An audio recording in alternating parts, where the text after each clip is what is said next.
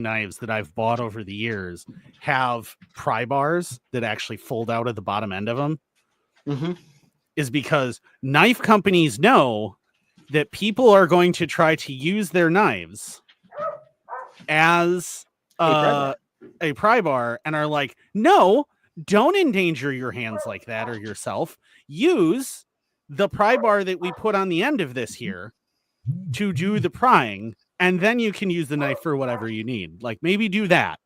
That's yeah. So, but well, I had asked. We got to test out Chloe's knowledge of Stop the Bleed, so that was a plus. Unscheduled drill, kid. Let's go. Your children should not be so well versed in wound and injury treatment by the time they reach 10 that they could She's 11. Come on. Okay. But she was pretty much so well versed by the time she was 10 that she could have probably just taken a CNA exam and just passed it already. Like, well, I mean, you also have to remember that her mom's a CNA, her sister is a CNA. I mean, yeah, but I'm like, that's not.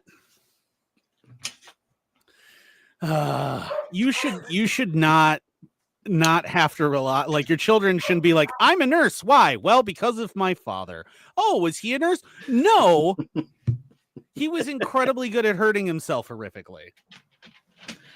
It wasn't horrific. It just went down into the dermis.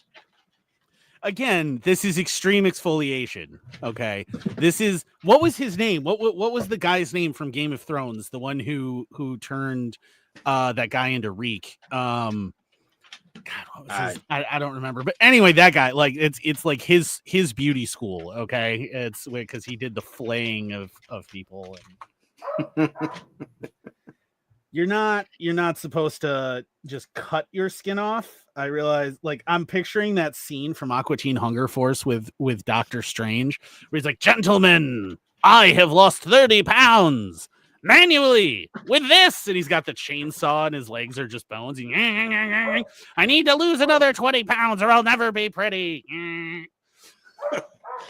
Or God, what the hell medical show was that? I think it might have been Grey's back in one of the first like 5 seasons, where this guy presented to the ER. He goes, "That's not my foot." What? He's pointing at his foot. He says, "That is not my foot. It needs to come off. It needs to come off now." And they had a trauma come in where the guy had embedded a chainsaw in his thigh. He hobbles over there, steals the chainsaw, and cuts his foot off in the ER with it. You know what's insane is that is a real thing. It is called limb dysphoria. Mm-hmm. And people, we're not entirely sure what causes it. It's potentially a neurological problem. It's actually most likely some sort of weird neurological problem, because it usually comes after some form of injury where your nervous system essentially decides that a limb or a finger or whatever is not actually supposed to be part of your body. Oh. And people have actually cut off their own legs. There's one guy that a buddy of mine who used to work in an ER in St. Louis told me about, where the dude had come in like 4 times for self-mutilation because he kept trying to take his right leg below the knee off. And they kept, keeping his leg. So finally, he went out and he bought himself a double-barreled shotgun. He loaded it with a pair of double-up buck rounds, placed and double triggered barrel contact to his knee, and fired. At that point, the connection point was so mangled, they had to take his limb off. Like, they had no choice. There's no way you're going to keep that at that point. It vaporized all of the connective tissue. Like, that's not going to happen. And he said, the weirdest damn thing about it? They don't get phantom limb pain.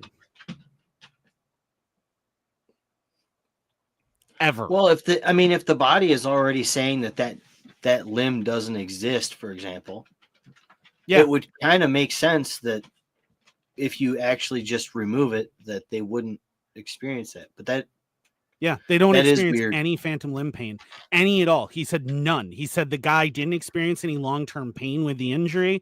He didn't experience, and all at once, this guy had been like on a bunch of depression medications and anxiety medications and things. He was able to come off of all of them once his leg was gone, everything, because that was the origin of all of his panic. That was the origin of all of his issues, was that his body decided this is not supposed to be part of us anymore, and he took it off. And he was like, he was like, I ran into him later because he brought like his kid in or something for something, and he took to his prosthetic just fine. He never had any phantom limb pain. He never had any issues. He's like, it was insane because his neurological system had just decided, nah, it's not my leg anymore. Wow. Super weird. But because I knew about that, when all this trans stuff started, I started going, I wonder if truly trans people, because I would argue that the vast majority of people are bandwagon, I just want to be special type people. But there are people who maybe potentially, or they were people that were raised with parents who never knew how to say no. Yeah, or they're, well, I mean, in general, though, you talk to a lot of trans people, like, not all, again, but a lot of them, the whole being trans thing is their entire identity, right? They have no other identity outside of it. Right. If you go, tell me about yourself, the very first thing every single time will be, I'm trans. And like, okay, and they have like no real hobbies to tell you. They have no real interest to tell you about. They don't really have anything. All of their hobbies and interests they talk about are, I go to these protests and I do this and I do that because I'm fighting for. It's like that. Oh yeah, it's not. You ever want to descend into the depths of hell? You scroll through Facebook dating quick, and like when you encounter anybody that like is trans, like the very first thing is I'm male to female trans, and they'll always say first, which okay, fine, whatever, I get that, but the entire rest of their profile, if it mentions anything at all, will just be like, well, just ask me about ask me if you're interested. And it's like, you understand, like, I just have to acknowledge, like, looking at that, like, that what you are declaring here is that you have no personality. None. Which tells me that chances are that the reason that you're trans isn't because you're actually trans. It's because you had no personality to begin with, don't know how to go about getting one. And so this, you decided, could be your identity. But I think that, although that I suspect is the majority, there are certain people who I have to wonder, with the limb dysphoria thing, is it some sort of neurological problem that is causing this? Because there are certain people who live the entire rest of their life as the reassigned gender and never have any issues. They never have issues with depression. They never have issues with any of that. And is that because they had some sort of core neurological problem that generated those feelings? Yeah, it's possible. Because you'll also notice that the majority of people that seem even remotely legitimately trans are also very autistic. And I suspect that there's some sort of neurology thing involved there. Just saying. It's something to consider. Like, I don't think the majority of people who are like, I'm trans pride. Like, why are you proud? If you say that you were born like that, why are you proud of that? What did? Speaking of that, did you see the guy, the street pastor in that city? He's standing there. He's talking about, there's nothing wrong with you. You're perfect the way God made you. And that trans person comes up and shoves a gun in his face. Well, it's a pepper ball launcher, but yeah. And the guy's just like, go for it. Yeah, by all means, go to prison. Because fun fact, if you haven't undergone the actual surgery yet, guess which prison you're going to. Well, guess how they're going to treat you. If you go to a federal pen, now it doesn't matter. That is just, I have many opinions on that, but we should probably get started because this is a great segue. So hello. Welcome to another fantastic episode of Anarchy Among Friends Roundtable Discussion. Before we get started, I do need to remind you that we are covered by the BIPCOT No Government License, which allows for the use and reuse of this podcast by anyone and everyone except for government and the bludgies thereof. If you want to learn more about that, you can check out bipcot.org. That is BIPCOT.org. We are also subject to Brandenburg v. Ohio, along with a number of other Supreme Court cases, which all agreed that inflammatory speech cannot be punished unless that speech is intended and likely to commit imminent lawless action. As such, everything we say here is just the ramblings of a couple of idiots, and who cares what we have to say? We cannot emphasize that enough. And no one, first of all, no one should take us seriously as far as I'm concerned. And second of all, no one does take us seriously. No. So good luck if you want to try and punish it, because I'm going to go into court and be like, I'm fucking retarded. What do you... What do you think? Like, I have plausible deniability because have you seen the shit we talk about? We're stupid as hell. Have you seen the way I live my life? No one thinks that I'm a rational human being. Like, you know, I'm not likely to overthrow a government. What I am likely to do is die in a manner that allows me to go before St. Peter at the pearly gates. And my first words will probably be, ah, because I was doing that as I died. And my second words are going to be, oh, I guess maybe I did overestimate my skills, huh? So, but do you have a replay of that corner out of curiosity that I could watch? Because I am curious.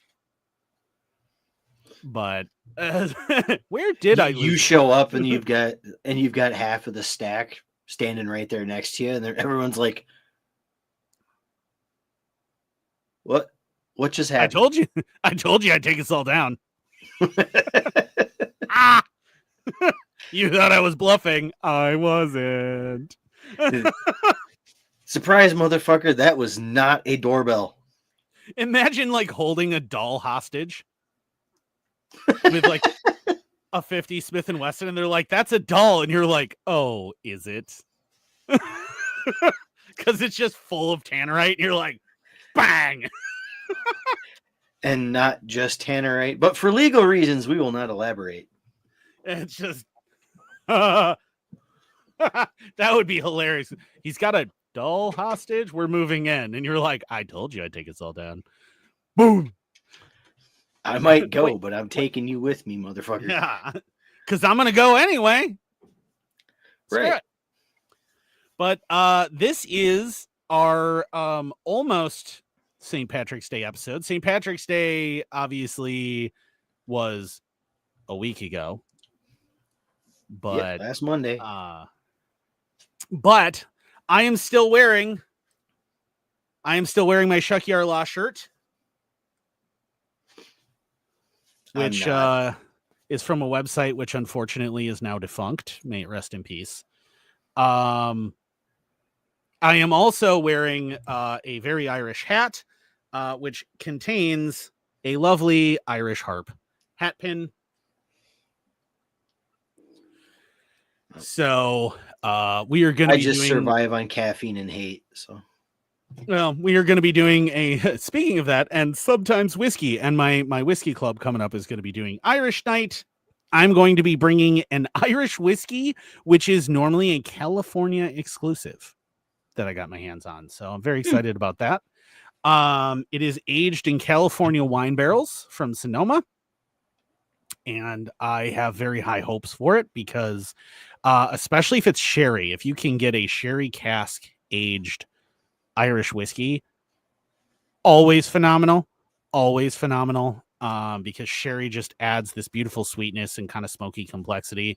And Irish whiskeys tend to already be fairly sweet, much like this one. Although I have to say that the one that I'm currently consuming is in fact truly amazing. It is the Jameson Triple Triple. Yep, I have had that one. And I am shocked how good Triple Triple actually is for a Jameson. Because Jameson is not a great whiskey. No, It is. It is not it's even a drink. remotely a It's great a whiskey. drinkable whiskey, but it's not a great whiskey. It is a thing that I can consume.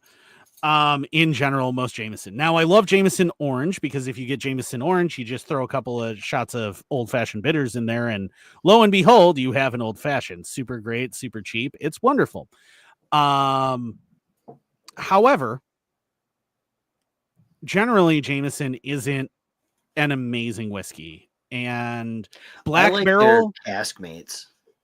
the Caskmates had the IPA one is weird. Not a huge fan. I No, think that it pulls but the all of the stout nasty edition is things of IPA. fantastic.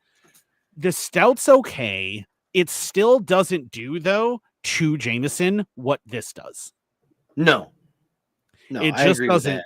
And there's, I don't know, can you, okay, you kind of can't see it here behind me, but there is okay, there it is. There is a barrel behind me. And periodically I will rehydrate that thing. It needs to be rehydrated very badly right now.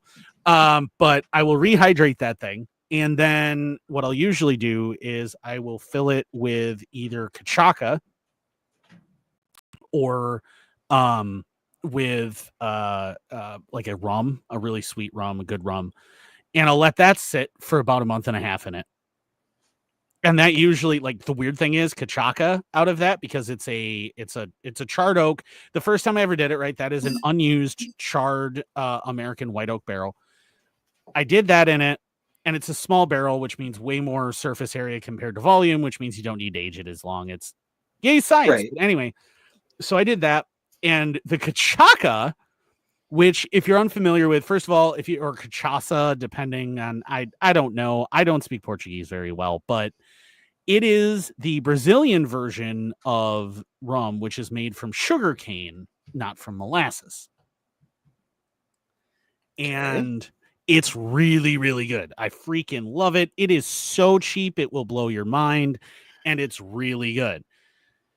Once I aged it in that, it came out and I tried it, and it tasted exactly like Jameson.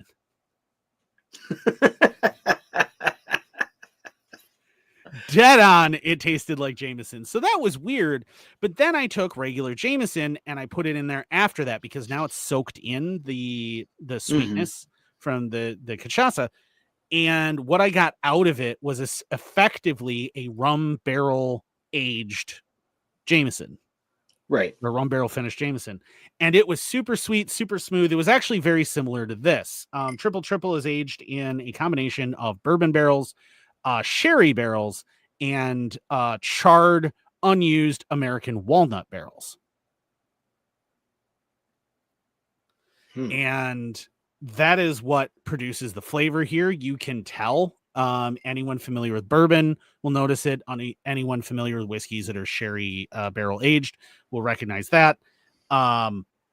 You'll catch it. You'll catch a lot of the flavors, and the walnut gives just a little bit of nutty, bitter complexity to it that I appreciate on the end. It's kind of nice. You get a lingering on the finish. You get a lingering walnut.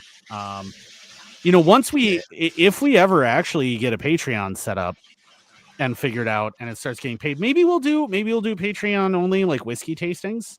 I'm down for that. I'm totally down for that. Or just liquor, because think about that double cask that we ran into. Neither of us expected that to be any good. And oh yeah, or the two gins that I got recently. The one is a rhubarb something, and the other one is a blood orange. They also have a raspberry. Fantastic. They're old Tom gins, not London Dries. Anyone familiar with it understands it. If you're not familiar with it, you don't drink gins. London Dries are the gross ones that always taste like pine trees. Old Tom gins are the good ones that actually use a lot of good botanicals and wind up very citrusy and crisp. But yeah, that double cask from Driftless Glen is an old Tom gin that is double barrel aged, and it's very, very good. Very good. I would prefer it in like a Navy strength. I think a Navy strength would be better than how they did it, but so would double barrel aging also be included as part of the Remington retirement plan? Oh yeah, you saw that video. I did. Yeah, the Remington early retirement plan. The washing your mouth out with or the 12 gauge mouthwash. 12 gauge mouthwash. Yeah, it's when I stop making these jokes is when you need to worry. That's Live, when you laugh, need to be toaster concerned. bath me, amigo. Yeah, exactly. Like as long as I am still making suicide jokes, although because I said the word, YouTube's probably gonna, oh no, they're gonna demonetize us because that would be new. To say, do we even have any videos on the channel on YouTube that are monetized? I actually don't think so. I don't believe so, which is funny because my personal YouTube is monetized. My personal TikTok is also monetized. Fun fact. In fact, I'm about to release a bunch of videos on it. In case anyone's interested, Inked Anarchist, check it out on TikTok. They are doing a history video contest, and the winner gets $5,000.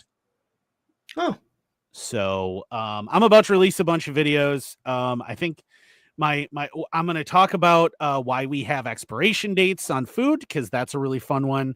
I'm also going to talk about the Flubber incident in detail. did speaking of history videos and stuff, did you happen to see the unhinged case study that the fat electrician did on Coca-Cola that came out today? I did not. I actually don't watch I get compared to the Fat Electrician a lot, but I actually don't ever watch any of his videos. I'll admit it. He watches mine, so I feel bad that I don't watch his. But I know that he does watch mine, and I feel bad that I I don't ever watch his, but I don't. You should at least check out like on YouTube his Fat Files channel, where he does unhinged capitalism case studies. I'll have to check that out. Yeah, he's got videos on like Aldi. Aldi, the store is one of the crazy, like the reason there are two Aldis, plural, not possessive, plural. The reason there are two, one has a blue and yellow logo, one has a red and white logo, is because of cigarettes, which is freaking weird, man. Yep. And the two brothers still work together to make purchasing decisions, even though they split the company. Yes. And in America, we have two versions of Aldi here too. Did you know that? Well, because Alden something. You can't have because of U.S. trademark laws. You can't have two companies with the same name with slightly different logos. So what we have here is Aldi and Trader Joe's. Trader Joe's is also Aldi. Well, no. So I don't know if Aldi owns Trader Joe's. Aldi is the supermarket chain. Their actual name is Albrecht Discount. Yeah, that's not the full name. It's Aldi Sud that owns the Aldi here. Yes, and it's Aldi Trader Joe's that owns Trader Joe's. Yeah, so Aldi Sud is not who owns Trader Joe's. Aldi Nord is. That's what I said. Yeah, but it's there. But there's God. What's the conglomerate's name, man? It's the. I got to look back. It's the most popular grocery stores by state, which was a controversial thing. So within the Council of Andrews, if you're not an Andrew, you aren't allowed in the Council of Andrews. But in the Council of Andrews, we have a Facebook page. With I think over 100,000 members or something. There's a lot of Andrews. We do Drew Fest every year. It's fun. We're all named Andrew. It's really I've been told, I haven't gone, but I've been told that it's really fun to watch the waitresses react when they all go out to eat because they're all named Andrew. But the parent holding company, give me a second. Let me find the actual thing. So it's 24/7 Wall Street .com did a study, right, where they looked at the most popular grocery stores by state based on foot traffic. Their methodology is a little flawed, and I will acknowledge that. It's definitely flawed. Because they used who did they use? They used specifically like Google Analytics and something else, and they exclude Walmart and Costco because they're actually principally their income comes from general retail, not from grocery. So Well, I just bled through my Band-Aid. Oh, neat. Don't do that. But it is. Give me a second. Somebody says it.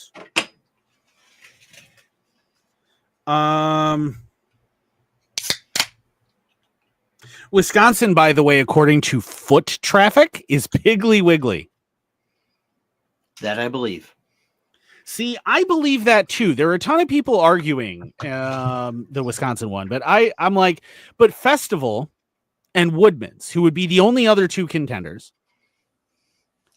I'd say Aldi should be on that list. I've never been by an Aldi in Wisconsin that wasn't completely full.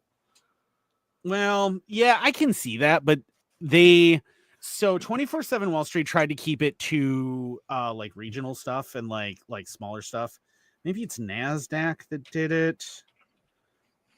That mentions the name of the freaking company. There's somebody that mentions the name of the company. Maybe it's Wise Voter. So there's also wisevoter.com that does it. No. Oh, maybe. Because like Albertsons, Kroger, and the Aldi's holding company actually own like 97% of all grocery store chains in the United States. Those three. That's it. Like even your beloved Fred Meyer Pacific Northwest is in fact owned, I'm pretty sure, by Aldi, but it might be Albertsons. Actually, to be honest, it might be Kroger too. I could be wrong. I don't remember offhand. I do know, let's see, in August 2023, Aldi Süd required Winn-Dixie and Harvey's Supermarket in the U.S., including about 400 stores across Alabama, Florida, Georgia, Louisiana, and Mississippi. Yeah, we're not Joe Rogan, so we don't have a what's his guy that he's out, Terry? Is that his name? Something like that.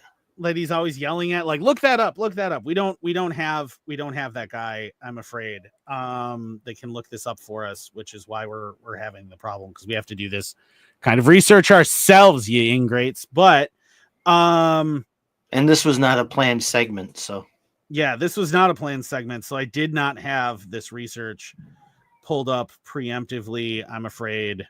My apologies, but it should also show you the sheer amount of work that goes into when I can actually rattle a bunch of facts off. the amount of stuff I actually have to look up preemptively to make sure that like it. Well, that's terrifying. That I can look up, and put together to be able to. Oh, I'm sending you this meme, by the way, Chris. You're gonna have to see this one in a second. But of course, now the furnace kicks on. Yeah, why not?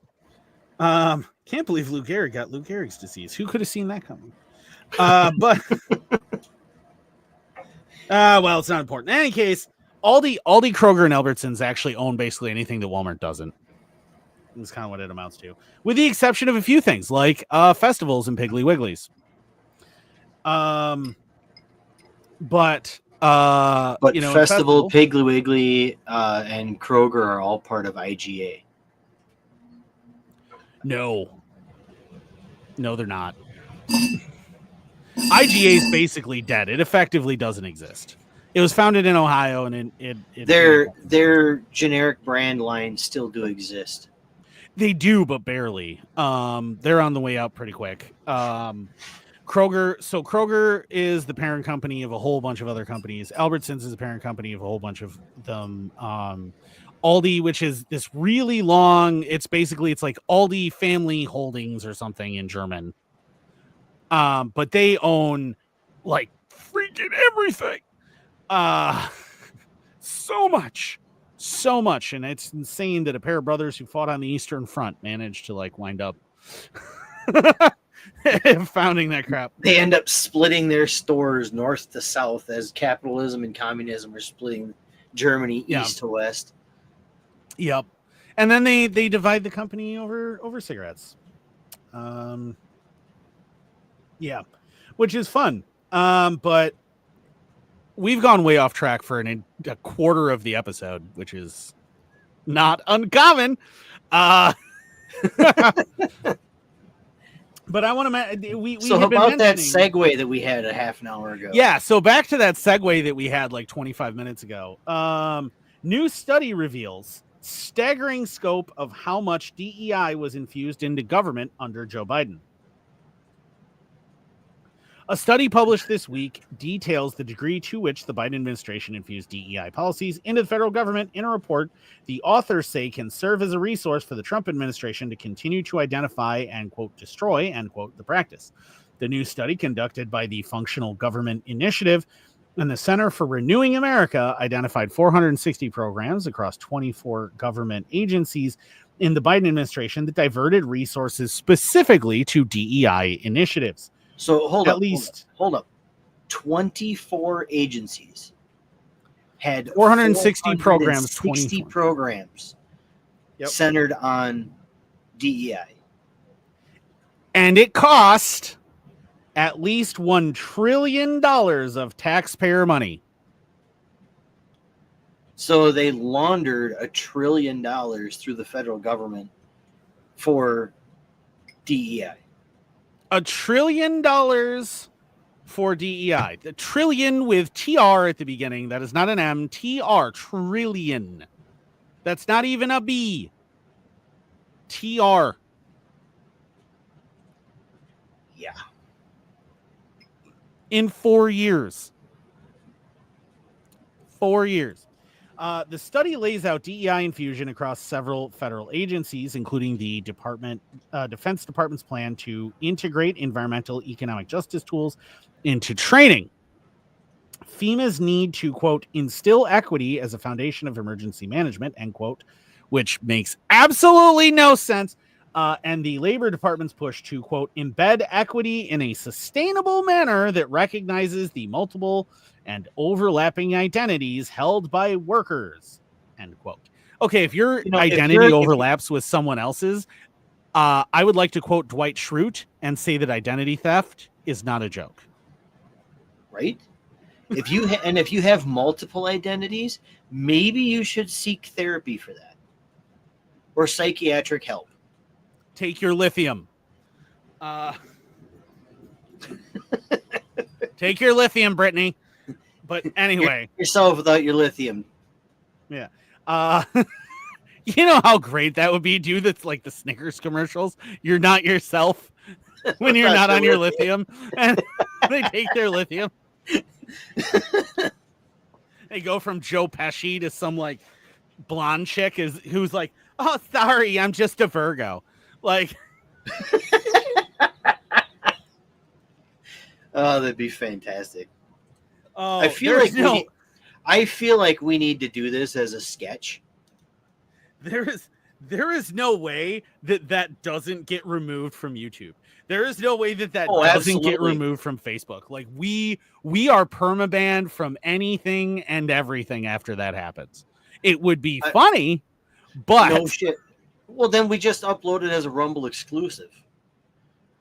But here it is. Starts off as like, I come out grouchy as hell, pissing and moaning and bitching about everything. Here, you need this. You're not yourself without your lithium. And have it wrapped in like so it looks like a candy bar or something, but it just says lithium across it. And then the camera cuts back to my daughter, my oldest daughter. You know what? You're right. I feel so much better now.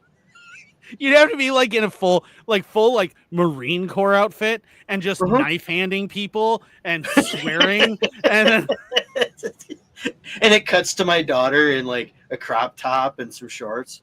Yeah, and just like standing there and just like, okay, and like stupid little purse with like a freaking chihuahua sticking out of it and just like, right.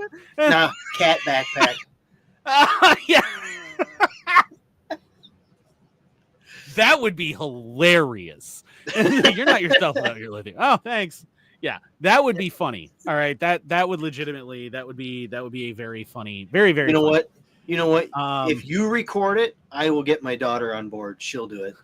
that would be great. Problem is, I need somebody to help me with like camera stuff and everything, because like Lindsay's useless for it. But anyway, I have a sister-in-law who happens to be really good at photography and stuff, so she might be willing to help.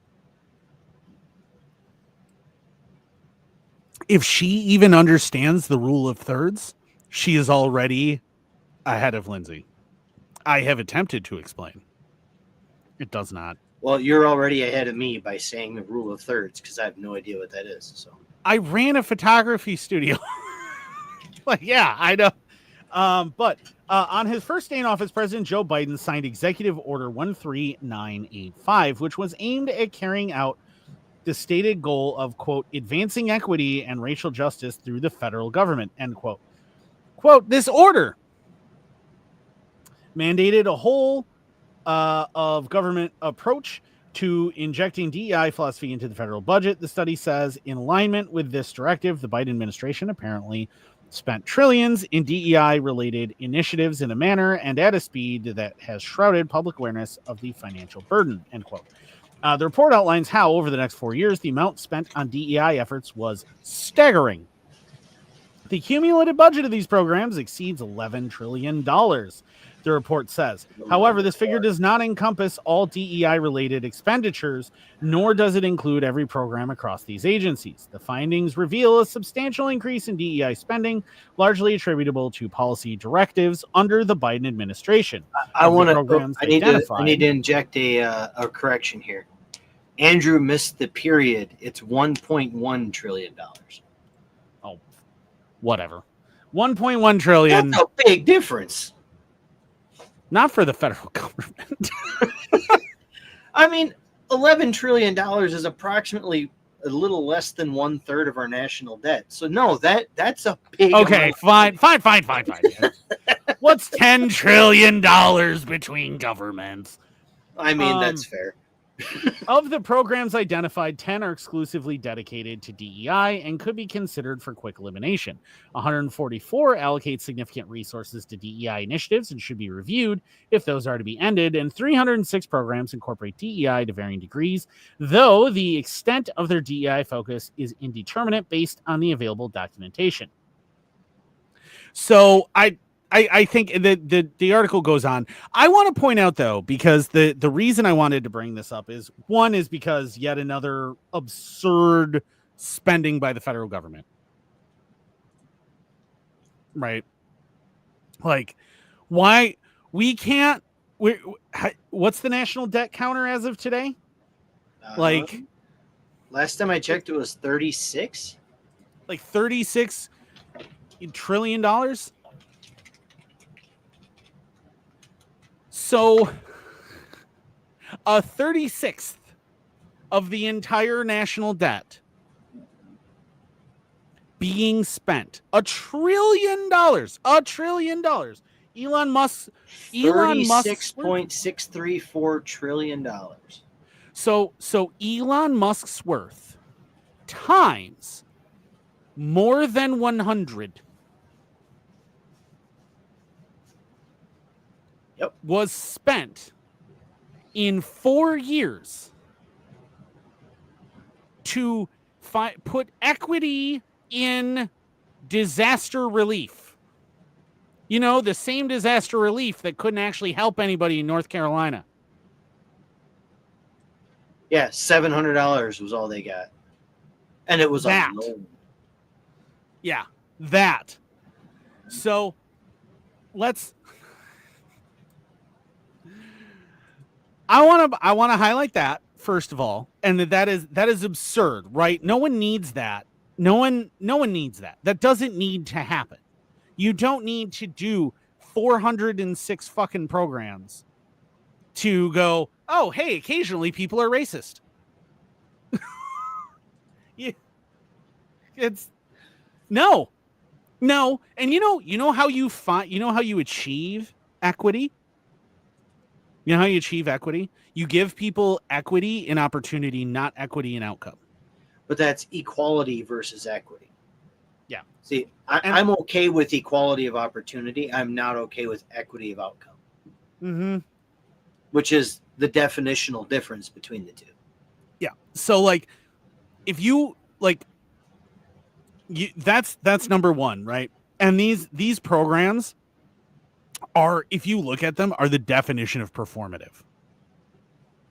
Because if you actually cared, right, about equality, if you actually wanted diversity, equity, and inclusion, like that, if that was something that you actually cared about, right, you would stop focusing on like the absurd things like cultural appropriation and go, well, cultural exchange and cultural adoption is a thing that should be celebrated because it's a thing that brings people together and not further apart. And you would stop screaming about that. You would stop worrying about all of these differences, all these things, and you would start focusing on the things that make us all the same and all similar, and our like our desires to be happy, healthy, successful, blah blah blah. But they don't want to focus on that. They want to focus on white people bad, male bad, traditional Christian religion. bad. Yeah, Christian any bad. kind of traditional religion in the United States bad, unless it's Islam. Unless it's Islam. Which is super ironic for a whole bunch of reons.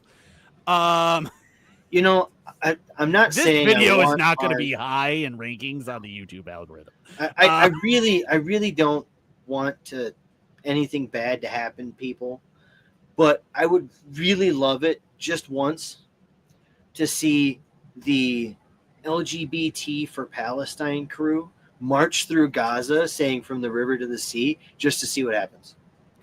I'd like to see them go protest in like Saudi Arabia. Yeah. I'd like to see them do that. Egypt? Or Egypt, Iran. Iran Actually, would be a good one. actually, so fun fact about Iran, if they're trans, they would be fine in Iran. Really?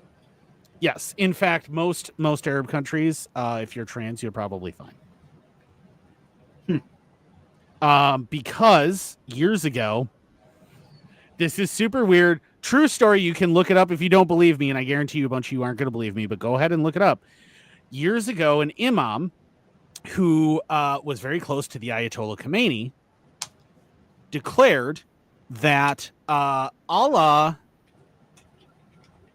only judges people for being homosexual. He does not judge them if they change their gender, and that because nothing speaks explicitly to the idea of changing gender, then that's probably fine.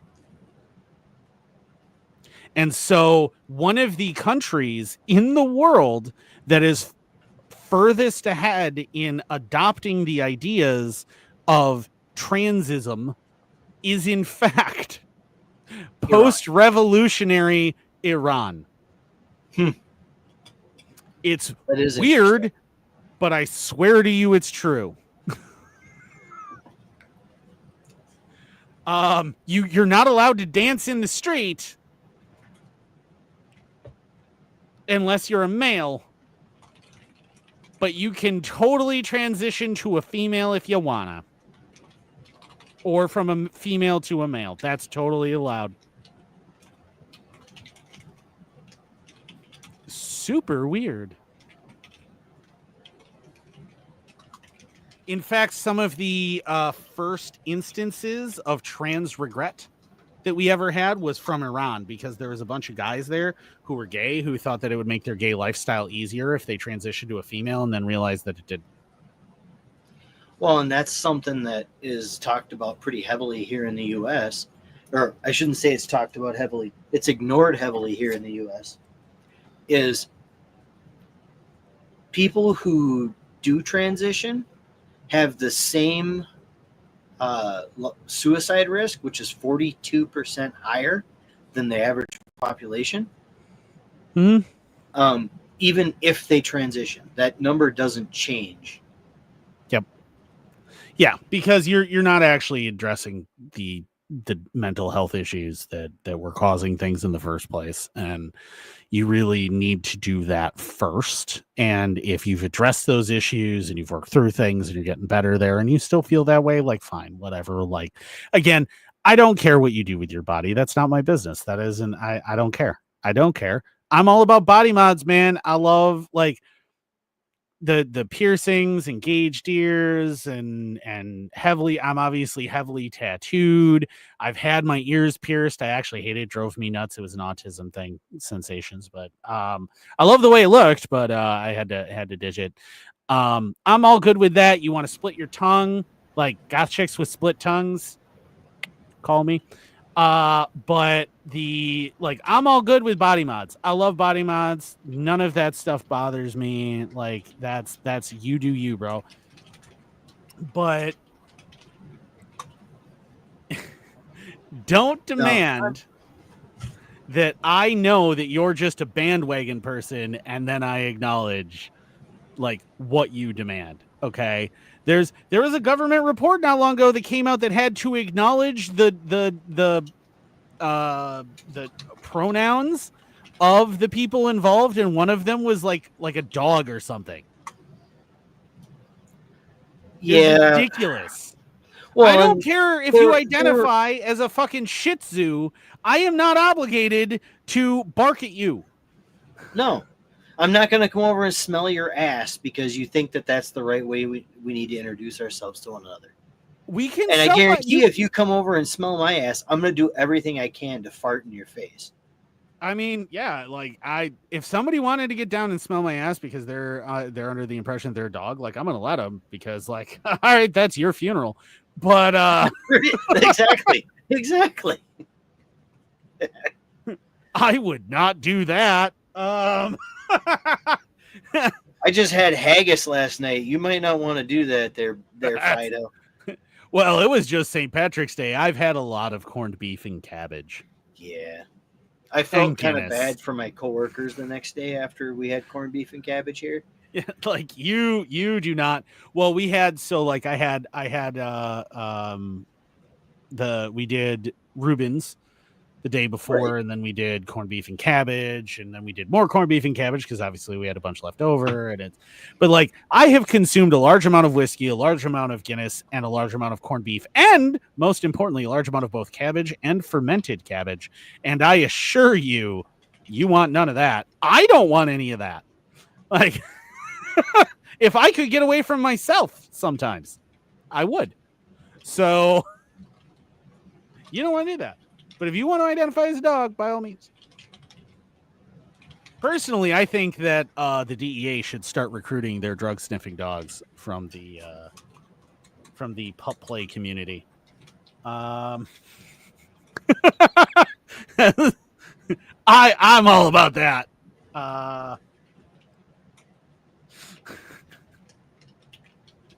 But yeah, so I have no problem with people who want to modify their bodies in whatever way they see fit. That's not my business. That's not my responsibility. I don't own you. No one else owns you. I don't think the government should own you, which is something that we're going to probably disagree on. But that's not my problem. Like, I don't care. Do you? But just don't expect me to have to acknowledge your fantasy world. If you self-identify as a poached damn egg, I don't care. You're not a poached egg. You're a person. So it's not my problem. Like, whatever. So I'm talking to you're going through your thing. I broached the idea with my sister-in-law about helping us out with that. She thinks it's hilarious. And when do we start? Ha! Yeah, that would be. That's going to be a good one. That's going to go viral. We're going to have to do that this summer and get that set up. Maybe we'll set up a Kickstarter and do like a series of commercials with like high production value. Like that wouldn't be our style. It needs to look like it was shot on a late 1990s era security camera. Do you know how expensive getting that done with modern digital photography is? It's the dumbest damn thing, but it's true.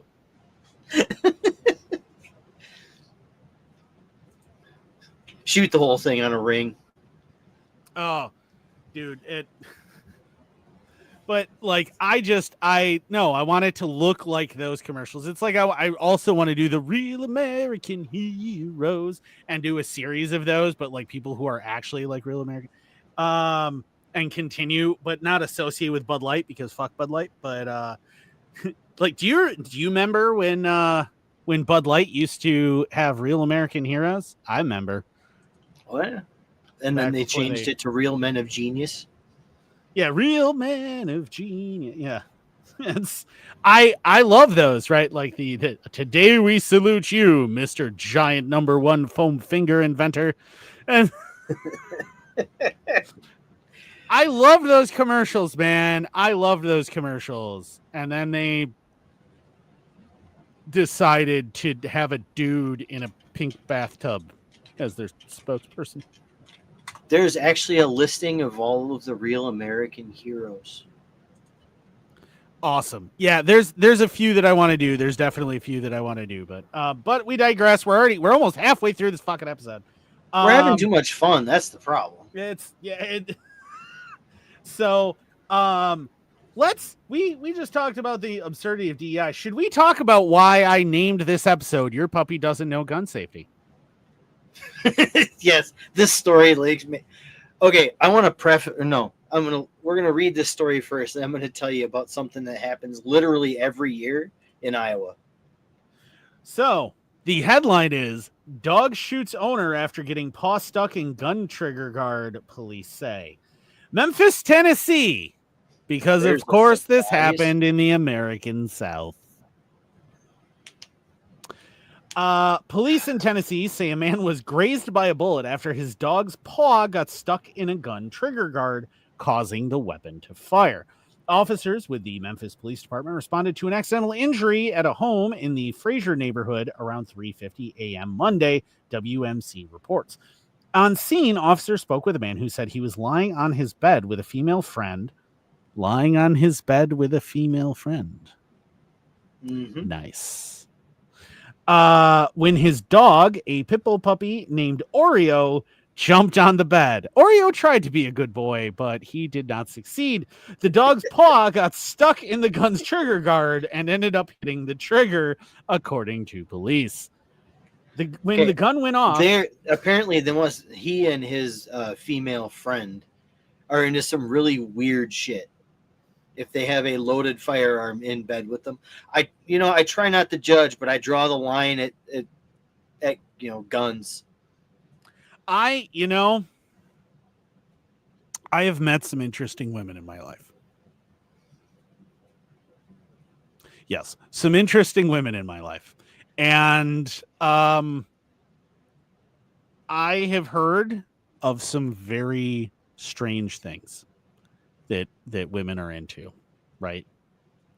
Like speaking of you should take your lithium. We've all known those women who are like, but I can't finish unless you like punch me in the face and threaten to nuke my family. You know what I mean? Like, that's one I've never run into. Oh man, it like the knife play chicks, the CNC, like they're interesting and doggy oxymorons. John's got a point. No, they're but no, I have met these women. And they're like, oh, but hey, grab that knife, and you're like, no, Fed. Well, but, did you see that taser video that I sent you earlier this morning? Yeah, she's straight up getting off from the taser, and then it ends. Yes. Okay, that's what I'm talking about. All right, these women exist. Okay, but this, a loaded fire? No, it's I straight up once had a chick that I met on Tinder who was like, oh, I'm into gunplay, and I'm like you like learning about guns and like going to the range, or like she's like no, and she explained what she meant, and I'm like, that's just terrible firearm safety. Like I'm not doing that. I don't care if I know the gun is unloaded. That's not going to happen. No, that's terrible. First of all, that's terrible gun safety, and absolutely not. Like there's the fucking ghost of Hickok is going to be standing in the corner glaring at me, okay, and just shaking his head. I'm not doing that. Number one. Number two. Okay, number two, that's bad for the finish. And do you know how much this gun cost? No.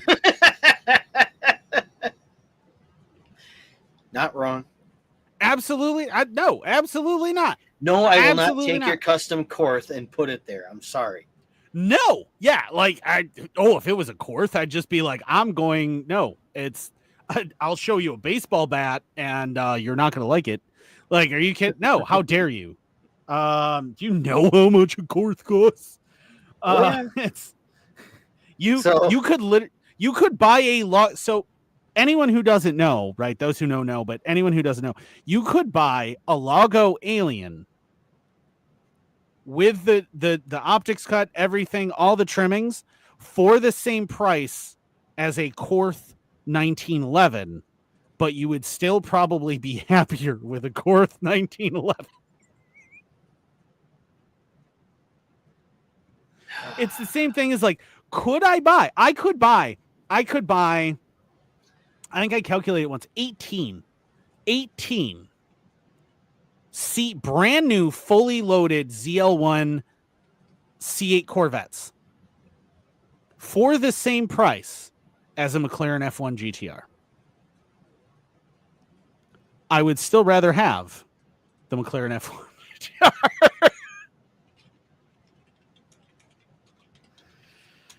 This is. well, let's see.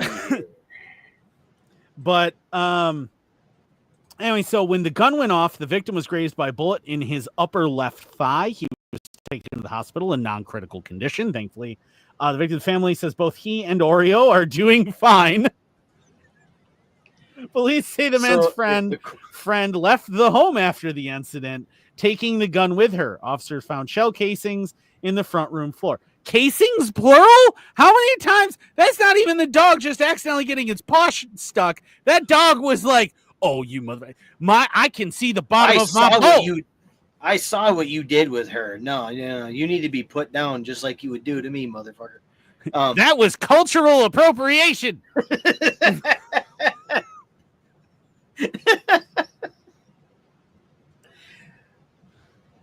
Well, honestly, the one thing they don't mention is we don't know what kind of gun it was. I have to. It's because it just hit my brain. Oh! I get my nose shoved in a wet spot if I leave it. You mother.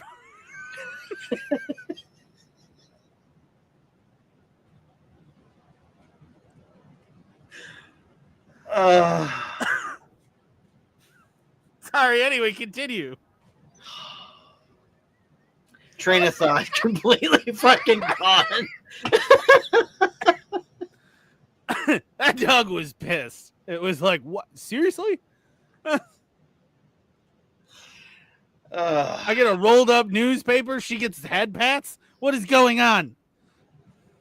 I bet the gun was black, John says. I'd also be willing to bet that the smoke alarm went beep in the background, but well, yeah, probably. How does that not annoy you people? But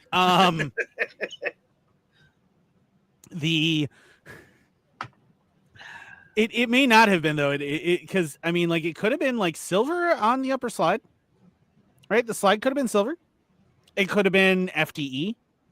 Well, we don't even know if it was a long gun or not. I mean, I think we can probably assume that it was. Also, the fact that she took it with her after the dog shot him is a little weird. That tells me that she brought it specifically for. Yeah, see, and that's the thing. That's the thing, right? Like what we were just talking about. That's the thing, man. Like, she brought that. She set it on the bed, and then the dog's like, "Oh boy, bang, bang, bang, bang." Like, yeah, casings plural. Mm-hmm. So no, your puppy does not. And this is why your dog does not get a concealed weapons license right here. Yes. Although I will also point out that not a single state bans the concealed carry of a firearm by a dog. So I wonder if they ban open carry of a firearm by a dog. Like, can you use a canine as a pack animal to transport your weapons? Can you imagine just like a fucking like Saint Bernard with one of those rare the Bren guns that had the big drum magazine? on top, just like walking around, and you're just like, mess with me. Oh, he doesn't bite, but he can hurt you in other ways. Like walking around with a French Mastiff, and you get a Bruno. Yes, there's a big shaggy dog walking around, and it's got like a vest full of C4 with wires in it. What is that? Oh, that's an Afghan hound.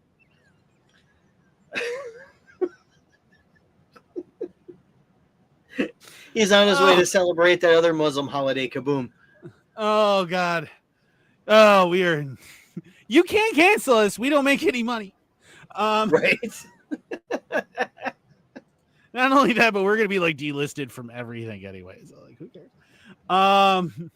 Well, it's not going to be long. We're going to get black bagged anyway. So, yeah. Speaking of getting black bagged, do we want to talk about another thing that would get us black bagged? Sure. I have this one in the links list as for safety reasons, we are implying nothing. Jessica Aber, U.S. attorney, found dead at 43, was in charge of high-profile cases targeting CIA Russian leaks and Russian fraud. You mean the CIA got another one? I am shocked. We're not saying that. I never said we were saying that. We're not even implying. I mean, why would you think that? No. The former U.S. attorney in the Eastern District of Virginia, who was found dead Saturday morning, had been in charge of some of the biggest cases targeting leaks in the CIA and Russian nationals carrying out fraud in America. Also, I apologize if I hesitate saying those letters. Saying the actual name of it makes me very uncomfortable. Officials are investigating. Does it make you sad? It makes me very uncomfortable. Very uncomfortable. I do not like saying it. For reasons that you and I have discussed offline. Yes, I do not like saying it. There's a mental block there that you don't say it. Officials are investigating Jessica Aber's cause of death after the 43-year-old was discovered unresponsive at her home by Alexandria Police Department officers just before 9:20 a.m. Saturday morning. Prior to her resignation in January, as President Trump took office, the Biden-nominated attorney saw one of her biggest wins in court when ex-CIA analyst Asif Rahman, 34, pled guilty. They say pleaded in the article, and that annoys me. It's pled guilty to leaking top secret documents about Israel's plan to strike Iran last year. Due to your mental block, would you like me to finish reading the article? No. I'm good. The high-profile case saw Rahman posting documents detailing Israel's October strike on Telegram, forcing the Jewish state to hold off on the retaliatory attack against Tehran. Aber had slammed Rahman's actions as a violation of his oath, his responsibility in the law. As she said, the league, quote, placed lives at risk, undermined U.S. foreign relations, and compromised our ability to collect vital intelligence in the future. Again, I just want to reiterate, this was not Trump, but Biden administration appointee that said this. Yes. About that. Aber also led the case against Eleview International Incorporated, a Virginia-based company whose two senior executives were accused of running, quote, 3 different schemes to illegally transship sensitive American technology to Russia, according to the Department of Justice. Executive Oleg Nayandin, 54, and Vitaly Boroshenko, 39, were accused in November of illegally shipping out more than $6 million worth of goods, including telecommunications equipment, to Russia through ports in Turkey, Finland, and Kazakhstan as a means to bypass U.S. sanctions against Moscow for its invasion of Ukraine. So some of the equipment that they're talking about there is actually import restricted, like networking equipment. Or export restricted in networking equipment, because anybody who works in IT, say I primarily work with Cisco equipment. If you go on the website to download a new version of code, like firmware updates for your equipment, it will say US only, or it will say export restricted. It's because there are cryptographic features that are only available to US companies that aren't available internationally. Yeah. Also, things like just the optics that you can put on rifles are export restricted. There's a reason why only America uses Trichcons. But almost the entire world uses aim points. Well, aim points are made in China, so. But where's the company based? Not China. Not China. I think it's Scandinavia somewhere. I don't know. That's like exactly. Vortex is based in the United States, but all their shit's made in China. And you can actually go on Temu and order their Diamondback scope off of Temu and get an actual Vortex Diamondback complete with all the warranty paperwork and everything. I once bought about $20,000 worth of clothing in El Salvador for $100. It was all very high-end name brand stuff. Do you know why? Because it's all made there. Yeah. Well, because it's all made there, and it occasionally falls off the backs of trucks. Guess why all that shit's on Temu? It's because it falls off the backs of trucks. Because occasionally it falls off the backs of trucks. It's the same stuff, but it's a country where it's made. So when it's on its way, like occasionally boxes get lost. The large companies literally factor in an amount of attrition within shipping to their product. Right. So like they do that specifically because they know that shit's occasionally going to fall off the backs of trucks. And if you go to those countries where that stuff is made, you can buy the stuff that fell off of the backs of trucks. Where things will get interesting, if you are buying certain things from China, and I have experienced this myself. If you say buy an expertly made Chinese knockoff of a Trichicon scope, which you can totally do. They exist. They're only about... Now, the one that I currently have that's a Chinese knockoff is a completely legal one. It has absolutely no problems because the Trichicon lost the trademark and copyright on the ACOGs. But so and China has been getting steadily better at making things, and I've been a big advocate for a long time about just buy the Chinese shit. It's fine. Which is why I like Vortex scopes, because I've had several different Vortex scopes, and the only one I ever had a problem with was my Diamondback Tactical, which was the only U.S. made Vortex I've ever owned. Oh, you know my favorite thing? I have sitting right over here, I have a Sig Romeo optic. Yeah. You know who makes that? Holosun. That's a Holosun. That's all it is. I literally have the exact same optic from Holosun that has a Holosun brand on it on another rifle. Well, yeah, the Crimson Trace optics are the same thing. Yeah, they come out of the same factory. They're Chinese manufactured anyway. So if you're like, well, I'm going to buy thing because American, it's not. But anyway, that's like me. A lot of my stuff has Riton, Riton optics on them. They're Chinese made, but they're quality optics. It's in considering. So you have to consider. So I have a bunch of stuff. And I've worn it on the show, and I've talked about it on the show before. I have a bunch of stuff from Trichicon, right, that they sent me. A whole bunch of stuff for 40 Fest, to celebrate 40 Fest.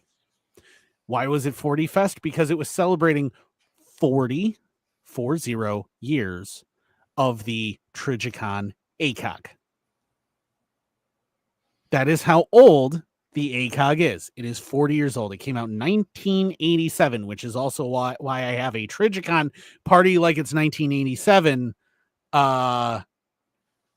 patch, and I have a Trichicon 40 Fest patch, and I have that Trichicon Hawaiian shirt that I have that you can't buy. Ha ha ha. But I love that shirt. Like, it doesn't really fit my shoulders, but man, I love wearing that shirt. I can't button it, but I love it because people all the time, I'll wear it out. That you've got. Huh? I like that L-can you have. Oh yeah, that the L-can that just sits on a shelf because I don't really have a rifle that I feel like is worthy of putting it on. I have a couple. I mean, if you just need somebody to keep an eye on it for a little while. Yeah. Well, it still needs that one thumb screw that's mysteriously missing from it and has been since I bought it. That's why I got it as cheap as I did, is because it's missing one of the thumb screws and no one can figure out how to get a replacement one. Figure out the thread pitch and we can get you a machine screw that'll do it. Well, no. So hang on. So it's right here. It's right here. So there is missing right here. It should be one of these. And there isn't one. I have a wing nut on here that works, but it looks stupid. And I would really like to get another one of these, but I don't know where I can order one of these. And that's the problem. That is what did we figure? Probably about $2,000. It's like a $2,000 optic. Something like that. Yeah. It just sits on a shelf right now. My Elcan. It also weighs a damn ton. Like Elcans weigh a ton, man. Like I love them on 240. They do. Don't get me wrong, but they weigh a ton because they are built like tanks. You can't break them. You can't. They're nice though. Hey, look, I love having having screws. Are you kidding? Well, send me that link. I'll look at it. I hunted it when I first bought that, right? Because I bought that years and years. I probably bought that like 10 years ago, I want to say, or close to. I found it in a pawn shop for $200. And I looked at it, I was like, hey, can I see that a little closer? And they pull it out of the case and I'm looking at it and I'm like messing with the rubber on it and everything. And I'm like, and I looked at Lindsay and I'm like, hey, this is a real Elcan. And she's like, okay. And I'm like, just play it cool. She's like, I don't know what that means. So yeah. And I bought it from him and I'm like, cool. Yeah. So 200. I was like, could you come down on it a little bit? I straight up negotiated them down. I Scotsmaned them. Okay. I knew what that was worth. And I'm like, okay. Could you do 150? We'll do 165. Okay. 165. Paid for it and just started smiling. And the dude at the pawn shop was like, you know what that is. I have a feeling and we don't. And I was like, yes, I do. This is an Elcan. This is a $2,000 optic. You just sold it to me for less than 1/10 of the price because it's missing a single screw. I am very happy with that. Thanks.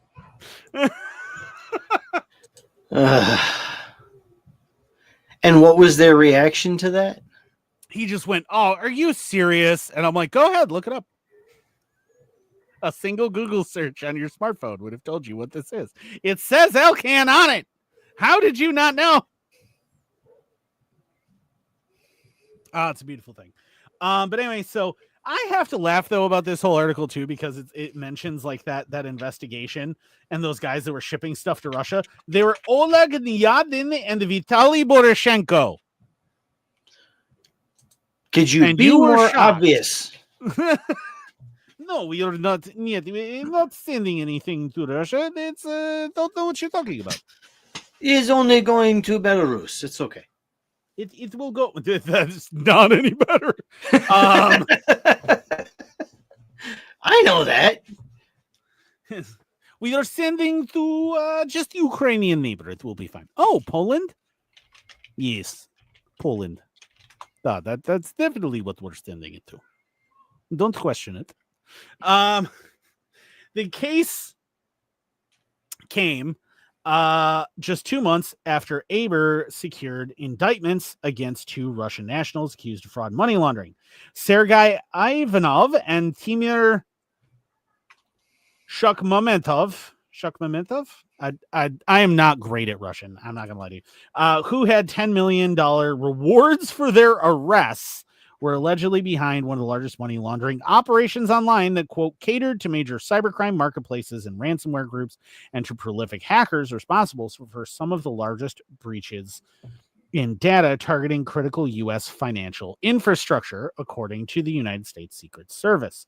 Along with taking on the fraud and leak cases, Aber was involved in the DOJ's unprecedented indictment against 4 Russian soldiers who allegedly committed war crimes against an American living in Ukraine. The victim, who has not been identified, was kidnapped from his home in the Kherson region and savagely beaten, tortured, and subjected to a mock execution, according to the DOJ.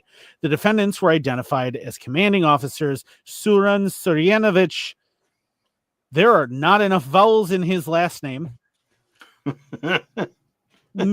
Korchan, 45, and Dmitry Budnik, and 2 lower-level soldiers identified in the indictment only by their first names, Valery and Nazar. We are proud to be at the forefront of the Justice Department's effort to hold perpetrators of war crimes violations accountable in Ukraine and will continue to pursue them, Aber said at the time. Alexandria authorities said Saturday Aber's cause and manner of death would be determined by the medical examiner, but a family friend told NBC News police believe she succumbed to a long-standing medical issue, which was surely in no way exacerbated by any sort of injections she may or may not have received. Large amounts of barbiturates cannot cause these types of issues.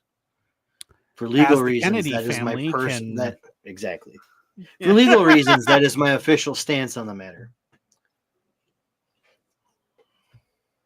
As the Kennedy family can attest. Happy birthday, Mr. President. Born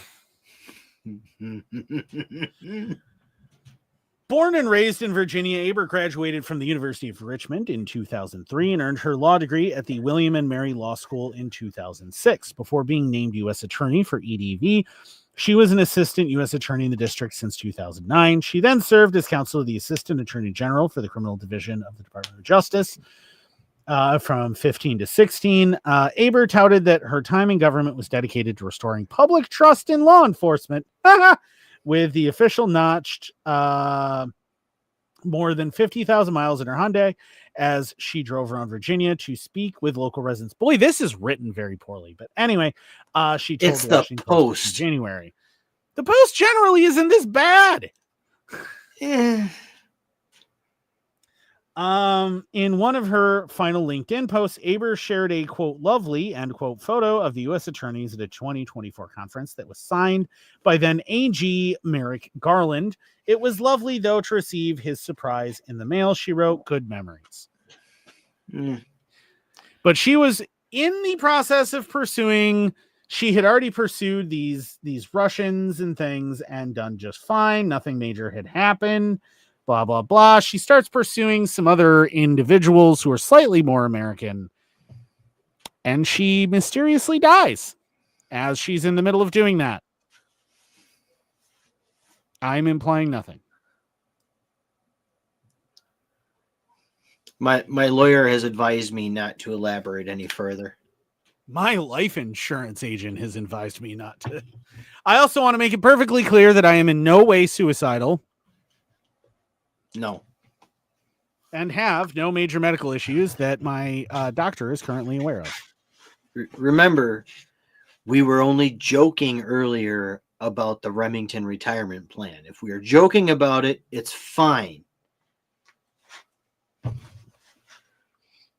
So, a big thing that I want to talk about, and I specifically, this is a little bit of an older article that I want to talk about because I have seen where videos of attorneys discussing it have now gone viral again, because they're now covering what happened. And I really want to cover it and really discuss it because of all of the horrifying things that I think that we can talk about here. I think that we need to. We're going to be talking about Broward County again. No, you had it right. You will be familiar with Broward County as the police department that stood willingly outside of a school and hid as children were actively being murdered. And then after the families sued that same county for their inaction, even though the county had a contractual agreement with the school district to provide protection services for the school, it was determined that it was not their duty to do that by the courts. For reference, you can see Parents et al. Parents of Marjorie Stoneman Douglas High School et al. V. Broward County Sheriff, and that case. So we're back to Broward County again because the sheriffs are demonstrating yet again that they just don't care about you lowly peon citizen, at all. But it's the free state of Florida, Andrew. Ah, yes, Florida. So, there are a lot of articles I could have picked out for this. I decided to go with one from the Post. Hopefully it's written better than the last one. Hopefully it's written by someone who at least has a passable degree of literacy.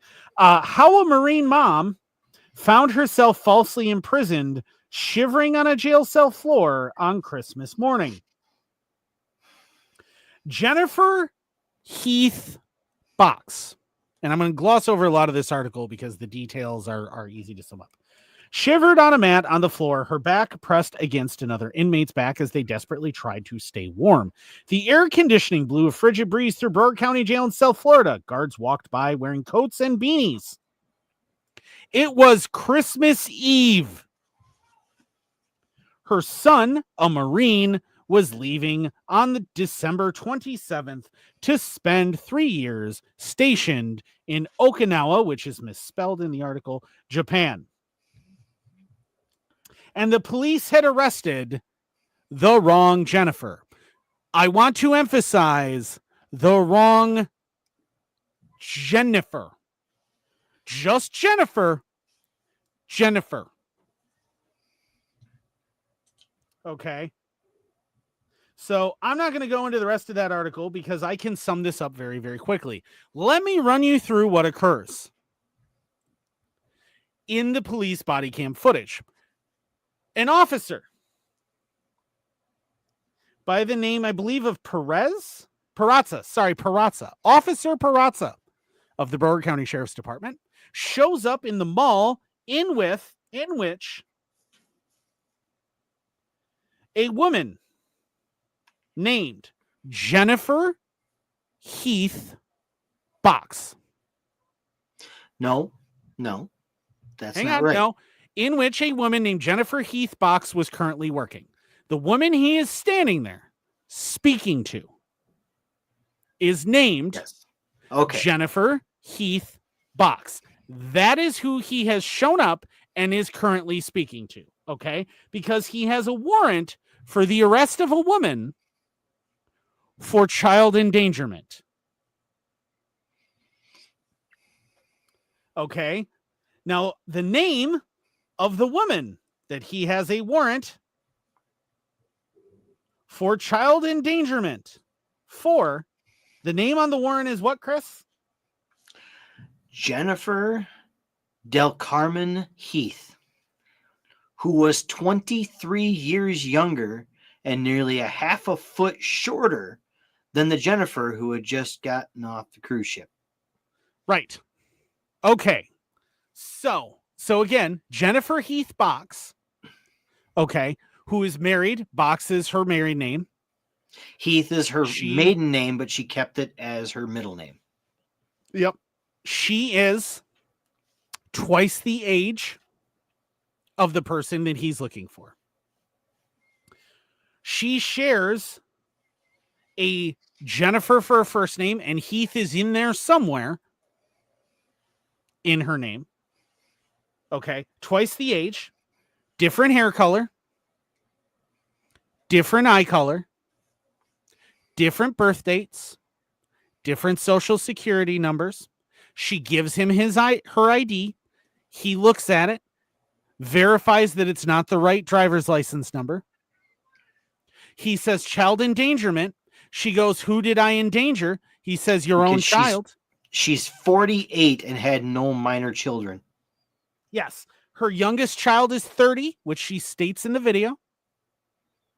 Okay. She has all adult children. Her youngest child is 30. He goes, your own child. I don't have any children. My youngest child is 30. She goes, can I go now?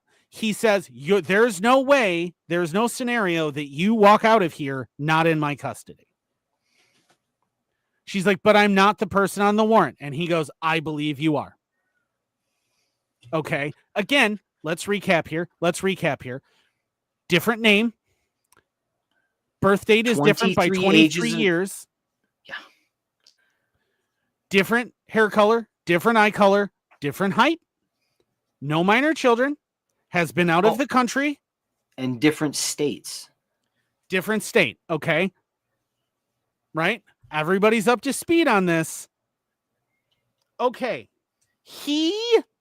Peraza fucking arrests her.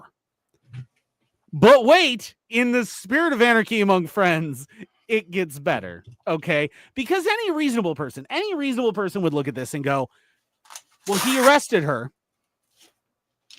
But surely the fact that absolutely nothing listed in detail on that warrant matches Jennifer Heath box. So there's no way that she would get booked into jail, right? Right? No. Except that she does. The booking officer said she didn't see any warrants in the system for Box when she scanned her driver's license, but Deputy Peter Peraza insisted that they book her anyway, according to the lawsuit filed against the sheriff's office. If you watch the body cam footage, he straight up gaslights the hell out of that corrections officer, right? Yep. So she gets booked in. She gets strip and cavity searched.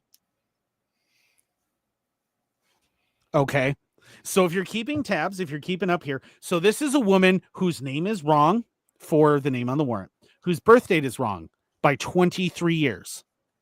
And the month is different and the day is different versus the and she's in Florida and the warrant came out of Texas. Okay. There we go. She has no minor children, even though the warrant says that it was her own child. She has no minor children. Her driver's license number doesn't match. Her height doesn't match. Her weight doesn't match. Her eye color doesn't match. Her hair doesn't match. She gets booked in to the jail, strip searched, cavity searched, and then handed a blanket in a jail on Christmas Eve, where there is air conditioning running. It is so cold with only a blanket. Again, remember that the jailers, as they walk through the jail, are wearing hats and scarves and coats and gloves because it is so cold. Okay. She has to huddle against this other random woman just to try and generate enough heat with the small blankets wrapped around them that they don't get hypothermia and die. But wait, it gets better. Yeah, here, Box's attorneys at the Institute for Justice, a nonprofit civil liberties law firm, said Broward County deputies overlooked at least 10 significant discrepancies between Box and the subject of the warrant, including the vast age and height disparities, different Social Security and FBI numbers. That's something else we can get into. And contrasting eye, hair, and skin colors. The only information. Skin color! Yes. Skin color! The only He's information. A different race. The only information that implicated Box was a copy of her DMV photo that Broward County had attached to the warrant. Okay, so here's where this article leaves out something very important, okay? This is where it leaves out something very important. There was a picture of the original DMV photo of the correct person originally attached to this warrant. The arresting officer, Peter Peraza of the Broward County Sheriffs Department, altered which photo was attached to the warrant after the fact. because in the video you can see the jail intake person point out that the pictures aren't the same person, they don't think. He switches them out. But wait, it gets better, because he then, Perazza, deputy of the Broward County Sheriff's Department, Peter Perazza, then proceeds to fill out an affidavit which states that filling it out falsely is under penalty of perjury with Jennifer Heath Box's real information, and then signs that he believes reasonably and believes he has proven reasonably that she is the person listed on the warrant.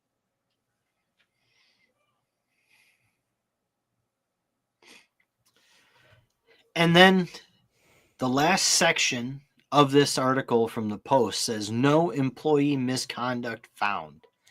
The Broward Sheriff's Office told Fox News Digital in a statement that it, quote, sympathizes with the difficult situation Ms. Jennifer Box or Heath Box was in, end quote, but blamed Harris County for the mishap. Had it not been for the arrest warrant filed by the Harris County Sheriff's Office, Customs and Border Patrol would not have flagged Ms. Box. BSO would not have been notified, and she would not have been arrested, the spokesperson wrote. Okay, so let me back up here for a minute, okay? Because this story is even worse than this article is making it seem. And this is one of the things that I noticed as I went through a bunch of the articles trying to find one that made them look as bad as they should. Most of them ignore a bunch of things and have outright deliberately misleading headlines saying a case of mistaken identity. This wasn't mistaken identity. Perazza knew that this wasn't this woman. He just decided he didn't want to put any effort. Okay, here's what's going on. So the woman who is twice the age, more than twice the age that she is supposed to be, who doesn't have the same hair color, eye color, skin color, who has a different social security number, a different driver's license number, a different driver's license photo, who has no minor children, and this again is a warrant because she endangered her own minor child, which according to the warrant were ages 3 and 1. Right. Okay. All of this, right? A woman who the deputy acknowledges on video he knows has nothing that matches the woman on the warrant other than 2 of her 3 initials. Okay. And they're not even in the right order. 2 of her 3 initials. Yep. And not even in the right order. Has been arrested. She's been taken to jail. She's been stripped. She's been cavity searched. All by the Broward County Sheriff's Department. She's been thrown in a freezing cold jail cell with nothing but a little blanket, as all of the jailers wear coats and gloves. And she's had to huddle paper thin. Yeah. She's had to huddle together for warmth underneath a couple of tiny little blankets that aren't big enough for an actual person to use, that are very thin, with another woman that she's just met, who she knows nothing about, just to keep from getting hypothermia. Okay. All of that has happened. It's Christmas Eve. Next day is Christmas Day, right? She has family in town. None of them are getting to see her because she's currently in jail. She's denied bond because it's an extradition warrant. Again, an extradition warrant for a person who doesn't match anything about her, okay? Anything about her. The court denies her bond. Let us continue. So then what happens is, while she's there, a member of the sheriff's department meets with her and acknowledges that he understands that she isn't the same person who's on the warrant. He acknowledges verbally to her that he is aware that she is not that person, but says that she they won't be able to let her go until they arrest the right Jennifer, which could take 30 days if it happens at all. Basically telling her, you may be extradited to Texas, even though none of your information matches the information on this warrant. You may be held for 30 days, extradited to Texas before the state of Texas lets you go. And then, despite all of that, and her husband and her brothers and the attorney that they hire, all trying to get this complete insanity to be fixed,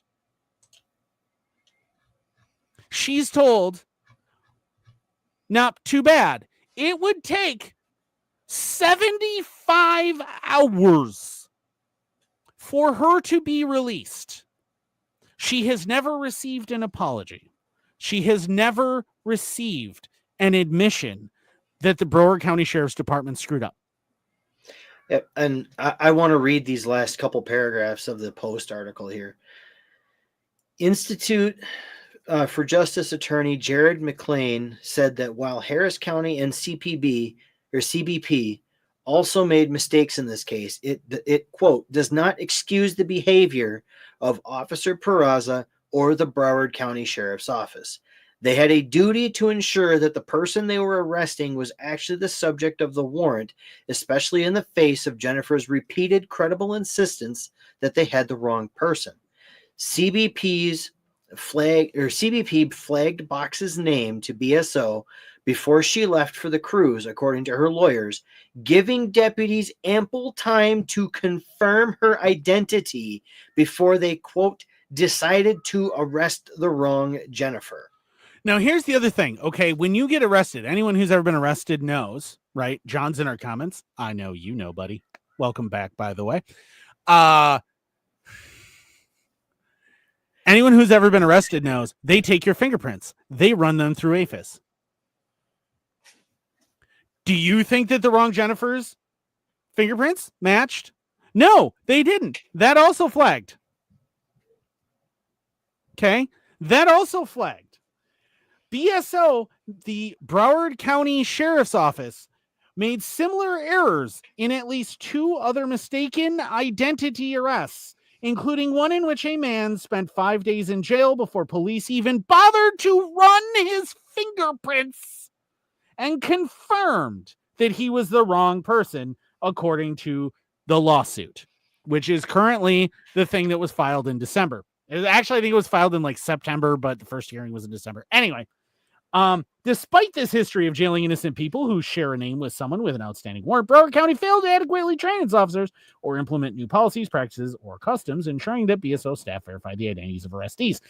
Here's the thing, though, and this is why I wanted to talk about this. Okay. They did confirm her identity and that it was not the identity of the person listed on the warrant at least 3 separate times. They confirmed that it was not the person listed on the warrant who they were arresting, who they had in custody, who they put in jail. And they continued to process her as if she was the right person anyway, and threatened her with extradition to Texas after a 30-day hold. Keep in mind, right? Keep in mind that legally, the charges that are on that warrant apply to a person with the name on the warrant. They apply to the person with that social security number, those fingerprints, those identifying characteristics. Exactly. And none of that matched the person that they picked up, but they threatened her with it anyway, just because they felt like they could. Because, see, and here's the thing, right? And here's the thing that should freak you out about this, that should absolutely horrify everyone, whether any American, whether you agree with me being an anarchist or not, it's not important. If you care about the Constitution, you care about liberty, and you care about justice, this should terrify you, because the Broward County Sheriff's Office Internal Affairs launched a full-scale investigation after it was announced that they were about to be sued over it. Not before, after. And when they did, with all of this happening, they determined that all departmental policies were followed, and therefore no wrongdoing could be determined. Well, the taxpayers of Broward County are about to be held liable for all of that, because that's exactly what's going to happen. This is going to go into civil court. These cops are not, or that piece of shit especially, is not going to get QI. At least he fucking better not. He shouldn't, right? He shouldn't. And we have another article that I'll very briefly touch on, that a court has actually ruled that a cop who violated a man's rights, constitutional rights, does not in fact get QI, which is pretty amazing. We're getting low on time, so two officers in Des Moines wrongly arrested a man at a traffic stop in 2018. Don't get QI. They were sued, claiming they violated his constitutional rights. Court records say made an obscene gesture at them while driving. He flipped them off. Yep. Officers eventually stopped him and arrested him for cutting a car off at an intersection. Judge later vacated the conviction. Yep. Yeah. After dash cam showed he didn't cut anybody off. There's recent federal ruling affirms that there's a question whether they had probable cause to pull him over. And that's the end of that article. Yeah. Long story short, they arrested him because he hurt their feelings for flipping them off.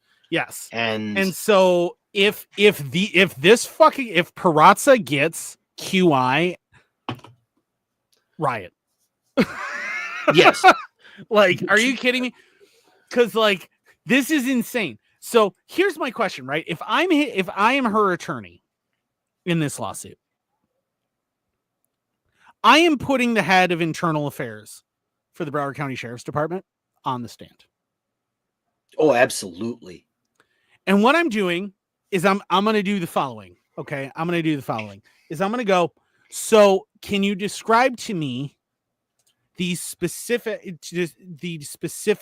processes in order that are used to determine whether or not a person listed on a warrant is the person that you have arrested and are going to process into jail? And after they list them, which are going to include things like fingerprints, driver's license number, photo, description, all those other things. Okay. Did my client's birth date match the birth date on the warrant? Right? Go through all the details that didn't match. No, they didn't. No, they didn't. No, they didn't. Okay. And yet what you have officially said in exhibit whatever is that all departmental processes were followed. But what you just testified is that all of these processes, which demonstrated that my client was not the person on the warrant, were not followed. So if that means, it still means that the processes were followed. My question is, if a man named James Monroe is listed on a warrant,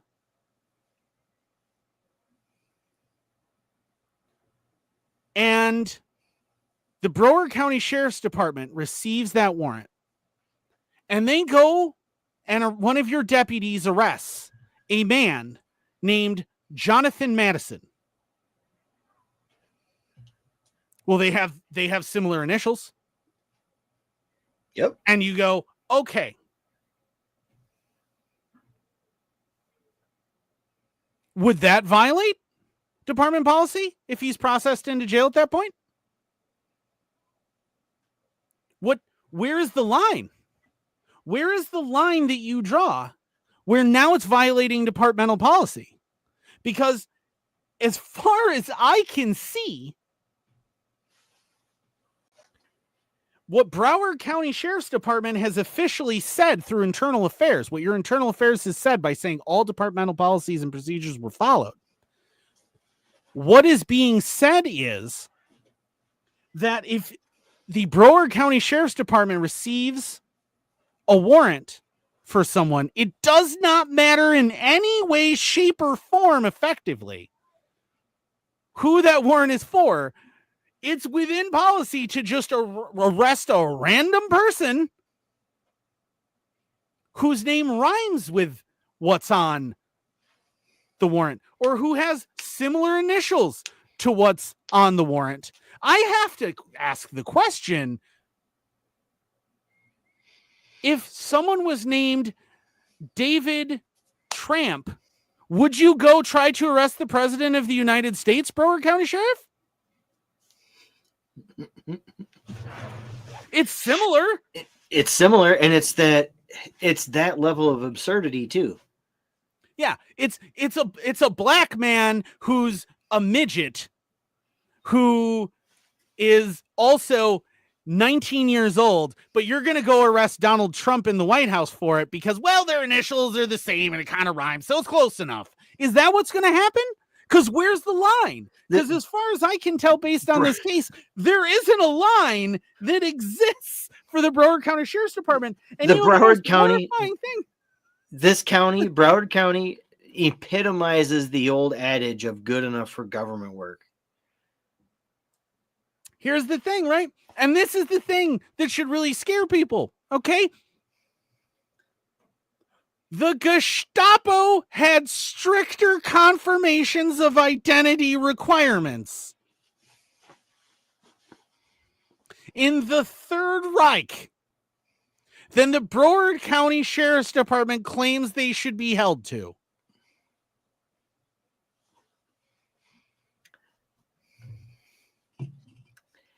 Yeah. We can verify that with paperwork. I have read through Gestapo archives, which are occasionally hilarious, I'll admit. If you ignore the fact that like people are denouncing their like neighbors and husbands and things just because they're ticked at them. But the notes from the investigators tend to be kind of funny and sarcastic. But if you can read German, but the Gestapo regularly went, this isn't our guy. Don't even arrest him. Like this dude that we suspect as being a spy. He looks very similar to him, but none of this matches the information that we have on this spy. Just leave this guy alone. That regularly happened.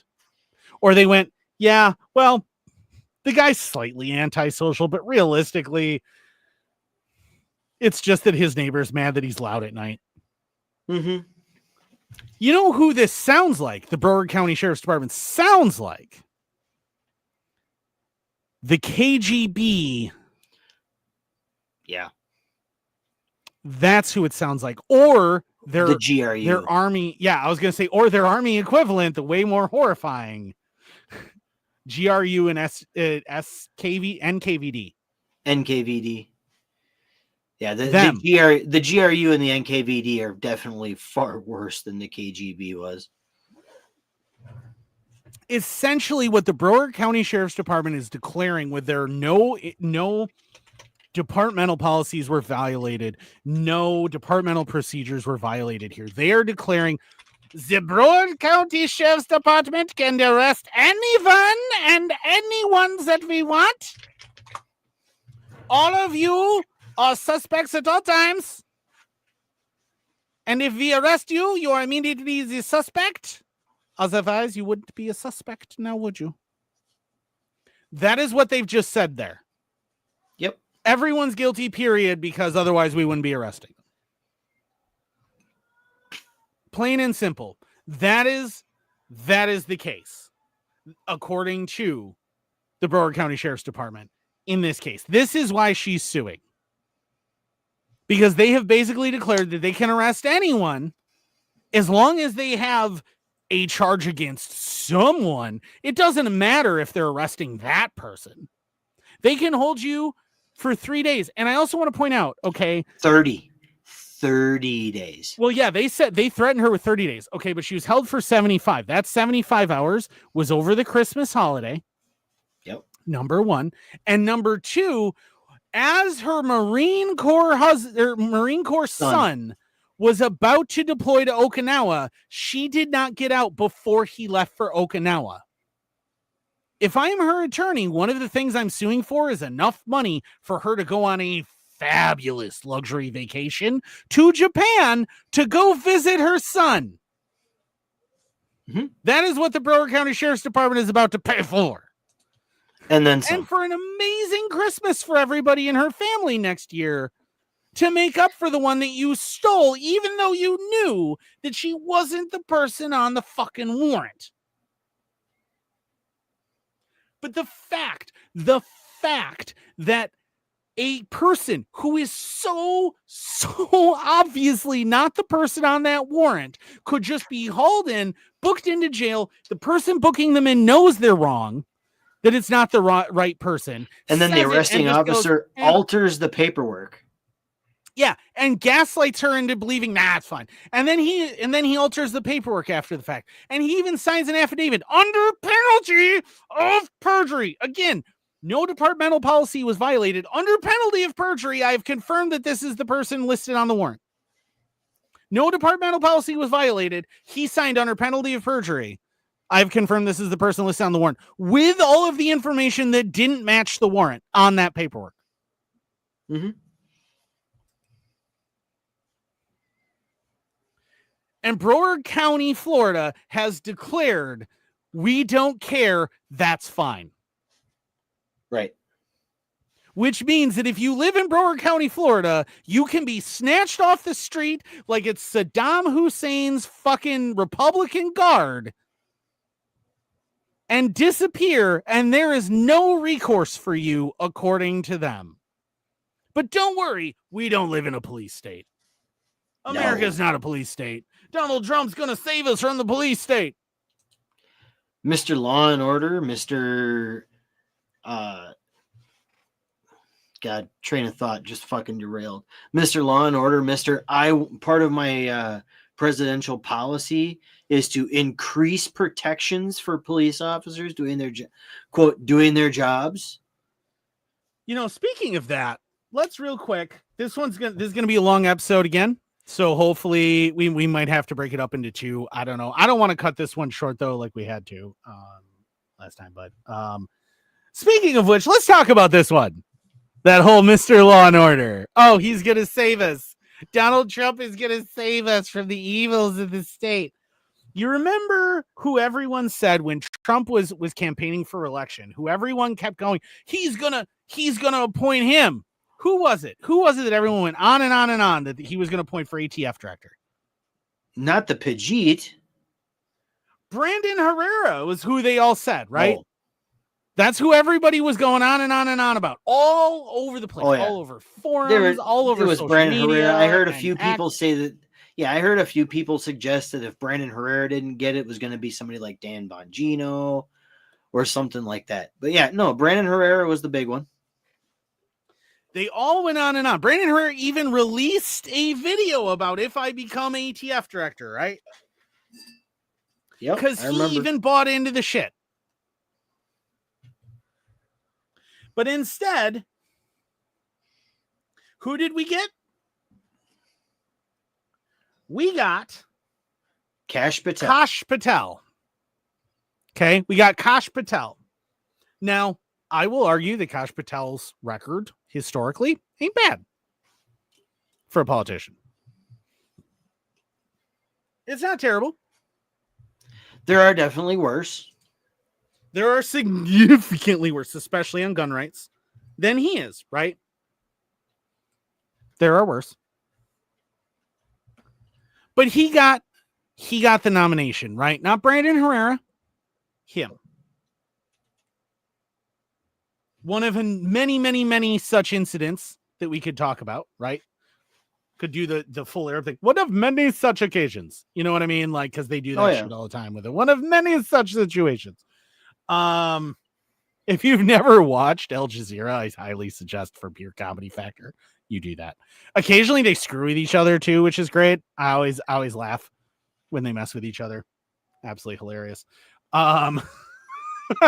It's fun. Seriously, watch it sometime. It's a good time and it's culturally enriching. But And they also pull no fucking punches That's true. when it comes to America, which I appreciate. But that's a reason why I don't mind watching or reading stories from RT as well, is because they don't pull any punches either. I'm slightly more skeptical of it. Like, you got to balance. So the way I look at it when I read news, and there's a service out there that can help you balance news, which I'm not going to say the name of because they don't currently sponsor us. If they would like to, you know who you are. And we are avid users of your platform, and we would absolutely love to. I currently pay for a subscription to your service. I do as well. So that you get all of the left-leaning articles, the right-leaning articles, and it discloses which direction they're leaning, and then neutral articles. It gives you stuff that the left isn't talking about, the right media isn't talking about. It's fantastic. I love the service. I'm not going to say what it is because they don't sponsor me, but if they would like to give me money to mention them, I will mention who they are. Even if it's just enough for like a 2-year license for StreamYard, specifically say 2-year license for StreamYard. Here it is. Absolutely. Yeah. We will talk about you every episode. In fact, we will link to the different sides of the articles that we're covering on every episode as they pertain to your service. And I can attest to you that our users, our viewers and our listeners do in fact use the services that are our sponsors. Yes, they do. I know that for a fact. So you can. However, so I digress. But my point is, what I was getting at is that all of this media, right? All of this media went on and on and on and on and on and on and on and on and on about how, don't worry, Trump's pro-gun, despite the fact that he said, I don't like suppressors. We need to do something about suppressors. And we need to take the guns first. Due process second. How about that? That would be a violation of the 4th and 5th Amendments, sir.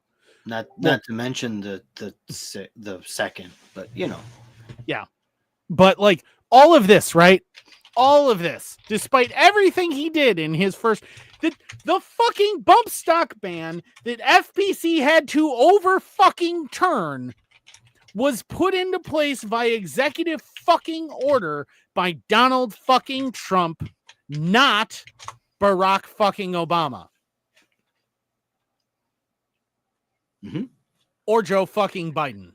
In fact, if I'm not mistaken, and people can correct me if I'm wrong, but if I'm not mistaken, Grand Chairman Cheeto on his first trip through actually did more for gun control than Hussein Obama did in his 2 terms in office. You know why? Because he's a New York Democrat. No. And Barack Obama famously said,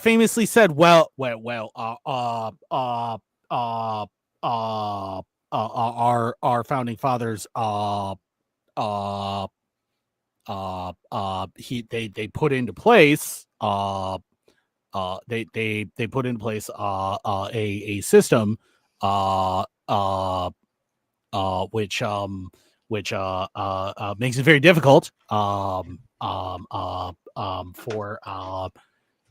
me to do what I would like to, which is the fucking point.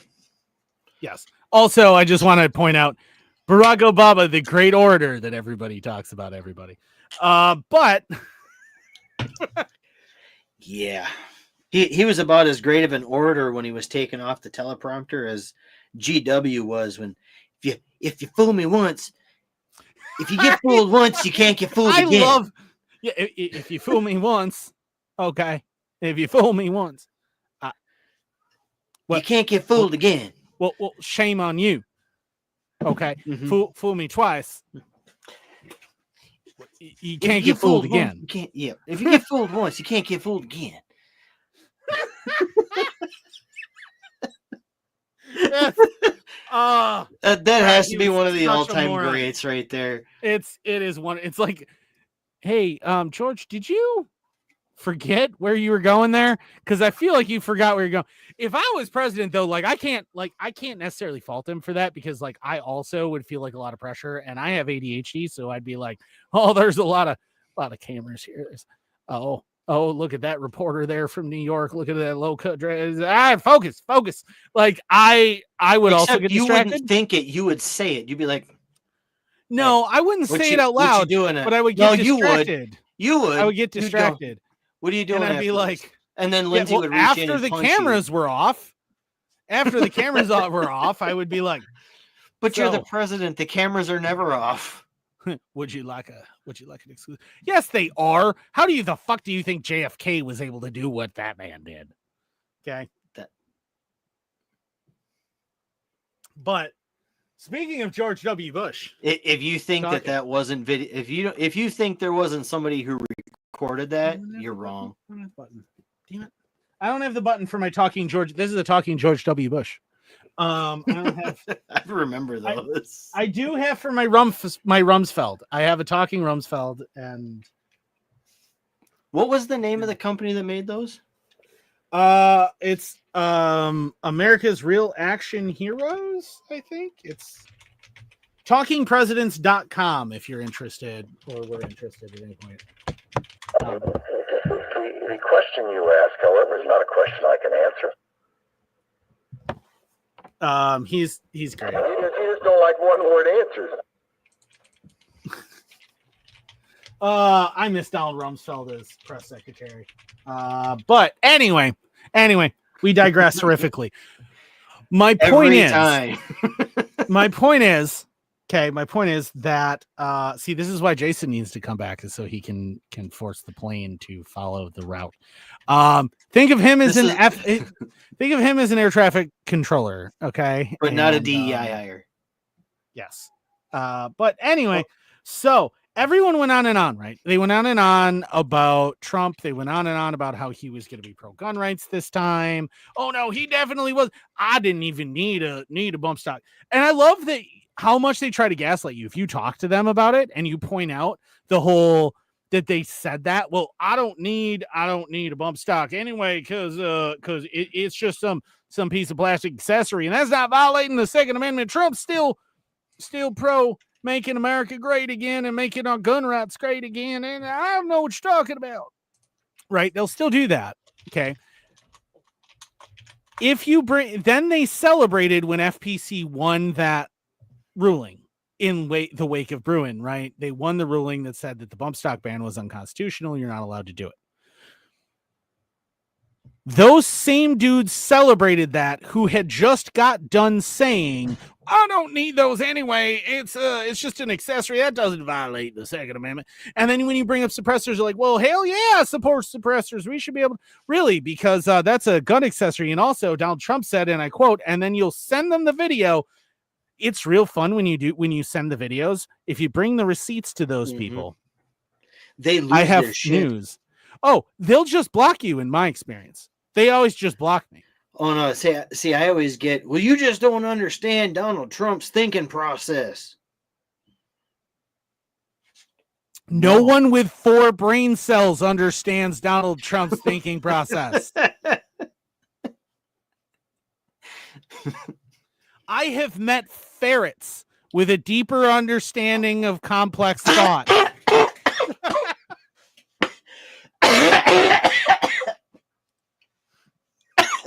Sorry, it was poorly timed. You're not. Hey, so also, Anarchy Among Friends asking the tough questions. Can you breathe beer? The answer is no.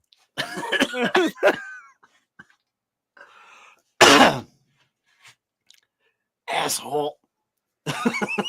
I'm just saying, like, most ferrets, like, you look and they're like, smooth brain. Okay. No bumps. No bumps. ADHD no slinky. Squiggles. That's what I call them. Smooth. The ADHD slinky. Yeah. Ferrets are not intelligent beings. And they're adorable. They're very efficient hunters, though. Yes. They're good at that, but they're adorable. Don't get me wrong. But they're dumb. Okay? They're dumb. There is not a lot going on behind those eyes. And if you own a ferret, you know what I'm talking about. I've never owned a ferret because I don't like stink slinkies. But I had a ferret. Her name was Tweak, and she was aptly named. there wasn't a lot going on behind those eyes. That was, yeah, smooth brain. Okay, so they still are more intelligent than Donald Trump. But anyway, so Donald Trump then, Kash Patel, and he's like, I'm going to nominate him as ATF. And then all of the fucking MAGA bros are like, oh, yeah, hell yeah, finally somebody who supports the Second Amendment because I haven't bothered to read. I don't know who that guy is. Kash Patel, I hope he's not one of them brown. Oh, he is? Never mind that Donald Trump supports him, then I'm going to support him too so I don't sound super racist. Okay, and that's what happens. Yep. And then we have this lovely article. FBI Director Kash Patel, who also serves as acting director of the Bureau of Alcohol, Tobacco, Firearms, and Explosives, or BATFI for short, has outlined plans to move as many as 1,000 ATF agents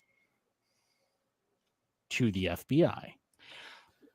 This was always the plan. So, yes, they're going to dismantle what the ATF as we know it. It's going to happen. But all it's going to do is get absorbed into the FBI. Yeah. And it's going to be the exact same thing. It's going to be the Alcohol, Tobacco, and Firearms Division of the Federal Bureau of Investigation. Exactly. This is the thing. It's cutting ATF's agents by more than a third. 3 people briefed on the plan told CNN. Now, I don't care what your opinion is on CNN. I've confirmed this independently. This is true, and you can suck my dick if you have a problem with it. Yeah, we're really getting demonetized. But anyway, like, can they negative monetize? Not Can they Rumble. charge us to post? Like I said, not on Rumble. But so here's the thing, right? The MAGA bros are going to go. Here's what they're going to do, right? Tomorrow, because this is a new article, new article. Okay. Here's what's going to happen on Monday. The MAGA bros are going to go, Patel's going to cut the ATF by a third. Uh-huh. And what's the rest of that, bud? And they won't know. And when you point it out to them, they'll go, I'll fight you, because they don't know how to handle any amount of anger because they never had a father figure and their mom probably danced on a pole for most of their youth. And they have a 3rd grade reading level. But the move represents a major cutback to the ATF, an agency that long has been in the crosshairs of gun rights groups that believe its work infringes on Second Amendment rights. Well, that part is true. The ATF has about 2,600 agents and more than 5,000 employees, a number that has remained largely unchanged for years. You know who made the biggest increase to the ATF? I'm going to guess his skin is orange. No, actually. No, he's definitely white. Ronald. He's a California Democrat known as Ronald Reagan. The move is expected to begin with the reassignment of a couple hundred ATF agents to border-related criminal enforcement duty as FBI agents, one person briefed on the matter said. After publication of the story and resulting pushback, including from Republican allies, FBI officials began to back off aspects of their plan, according to a U.S. official familiar with the matter. An ATF spokesperson disputed that the agents were being reassigned to the FBI and said in a statement Saturday that as a part of the ATF and FBI's plan to address issues at the southern border, quote, the ATF will temporarily assign approximately 150 agents from existing field offices to other ATF field offices where they will continue to serve as ATF agents to support the Surge initiative. I'll bet you that makes people in Texas feel real safe considering that's where Waco happened. Gosh, I mean, the FBI and the ATF handled Waco so reasonably and calmly, you know, in the name of the children. In rural Texas, I guarantee you that's going to go over real swimmingly. Oh, I guarantee. No, see, here's the thing, right? Here's the thing. And I've talked about this on the show before, and I know it ticks off a lot of people. I don't care. Here's the reality, okay? In the American South, and that includes Texas. Barely, but it does. Texas is kind of its own thing. but it's largely American South. They worship cops so deep throat dick chokingly. I'm pretty sure that more than one Republican in the American South has in fact gone to take a crap and wiped the tip of a cop. Okay. This is they worship these. They practically have fucking shrines to the police. We're rebels. Really? Rebels don't build shrines to cops. Shit, we have shrines to cops in Wisconsin, and every time I drive past one, it makes me want to puke. There was a Back the Blue car in NASCAR. Mm-hmm.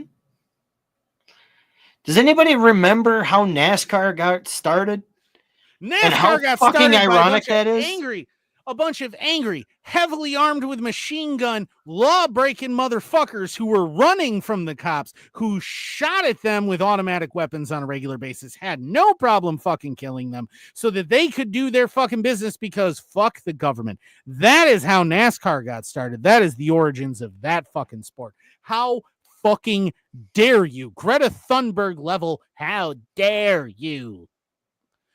Do I have to get, before you fully believe and fully understand that there is nothing about police that NASCAR should ever support, ever? Well, and you know how all of that comes to be, because they just put whomever sends them the most amount of money on the fucking car. And I guarantee you it was like the International Order of Police or whatever the hell, one of those bullshit organizations. They're like, we're going to send you $2 million so that way you can put this wrap on the vehicle and drive around. And that way we can get more people to lick our fucking boots. $2 million. What do you think it was? F1? It's a NASCAR, man. That's like $100,000 to get them to wrap their car. God, no, not at the Cup Series. Oh, even in the Cup Series. Are you kidding me? Like, I have seen the costs of sponsorships for racing. I assure you, if you want a full car wrap and you want no other sponsors, yeah, maybe $1 million. But if you're willing, but it wasn't to a share single race deal, though. It wasn't a single race deal. It was a multiple race deal. That's why I said 2 million. Is because if you want a multi-race sponsorship, it's going to cost you a premium. I can see a couple $1 million. I just want to point out though that like when it comes to like NASCAR, everything's cheap to someone like me who grew up on F1 and is still really into F1. Everything is really, really cheap in NASCAR. Oh my God, is it cheap? Holy crap. I can go buy a used NASCAR right now for 10 grand. Yeah. 10 grand. I can go buy a used NASCAR. The cheapest, shittiest, most left to rot F1 car you're probably going to find, they still want $25,000 to $50,000 for. And that's assuming it wasn't a car that ever won. Yeah, because if it was a race winning car, you're looking at 6 figures on the low end. And that's assuming there's no motor. If there's a motor, well, that's almost a 7-figure car. Usually. They are expensive cars. The Formula cars and like Formula Ford cars stuff, you can get those for cheaper. But F1 cars, oh buddy. I've talked about that before. Like I tried to get my hands on an F1 like single, the one nut from a F1 race that was racing. It was like $1,000. Yeah, I'm like, what the fucking shit? Dude, the pens that are made out of machined chunks of bits of old F1 cars are like $1,000. What is happening? It's insane. Okay. It's absolutely insane. It's wonderful. There's a reason why the stewards, part of their job, if a car crashes, is to make sure fans don't try and steal pieces. Because they will, because they're worth so much money. But yeah, looking back at the article here, President Trump chose Patel to overhaul the FBI, which has just under 14,000 agents and 38,000 employees. Patel was later announced as acting ATF director. Getting ATF directors confirmed in the Senate has often been a difficult task in both Democratic and Republican administrations. The prospect of Patel running both agencies stoked speculation over whether Trump plans to merge at least part of the ATF with the FBI. The idea of merging at least part of the ATF into the FBI or other agencies isn't a new one. Previous administrations have considered it. Joe Biden, as vice president, floated the idea in discussions about a task force that was set up to tackle mass shootings and gun crime in the Obama admin. It's also important to note here. That eventually as many as 1,000 ATF agents would be given temporary reassignments as FBI agents, though no end date for the reassignment. Temporary. So when people go, well, but that's still a win because they're not in charge of they're not working for the ATF anymore. For now. Yeah, for now. They're still employed by the ATF. They are still ATF agents. They are just temporarily working in concert with the FBI. Something the ATF and DEA do frequently anyway, as just a matter of course. This is business as usual, shuffling things around and going, no, look over here. Whereas the left goes, he makes mean tweets. And you're like, and? The right goes, but he makes mean tweets. And you should go, and? And what else? What else does he do? Because the answer is, what else does he do? Nothing of consequence ever. No. Because he is a psyop to deceive you into thinking that somehow you have won so that you remain docile as he continues to shift the Overton window and increase federal power and continue to strip away your freedoms. That is what government does. That is what Obama did. That is what Biden did. That is what Trump has done in both of his administrations. That is what George W. Bush did in a huge freaking way. That is what Clinton did in an even more huge way than Bush did.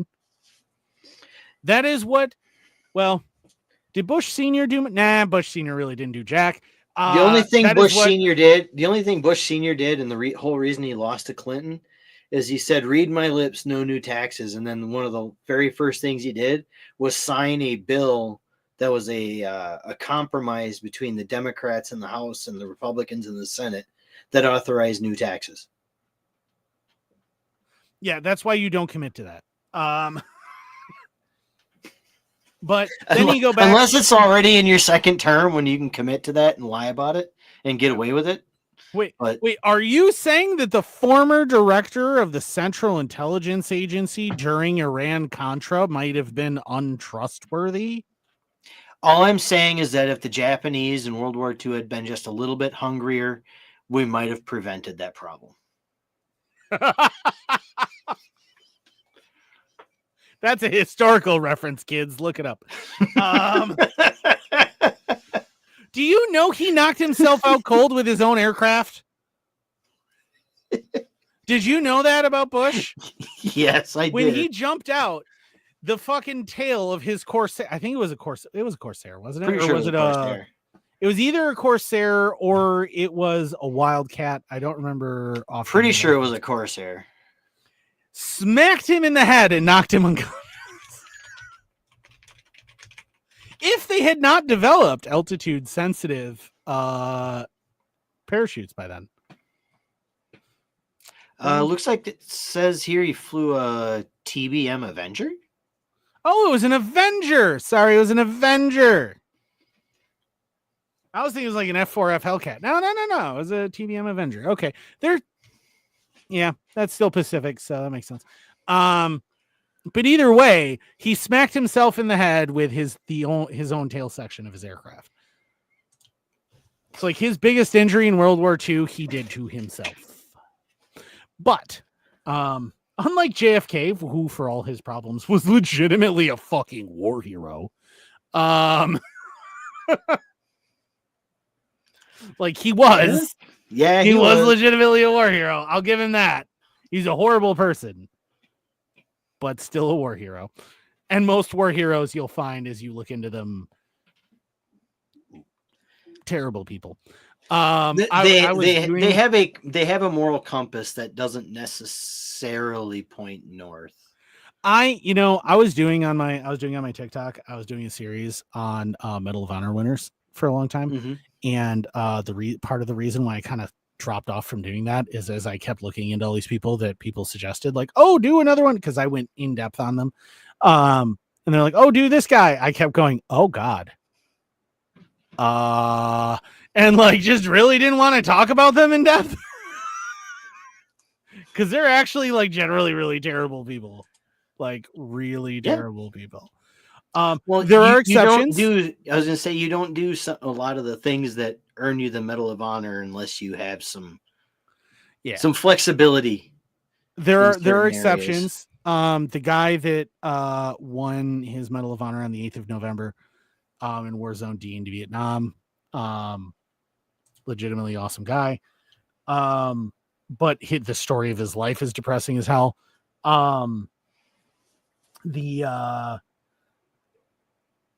Dakota Meyer, actually, not a lot I can complain about him.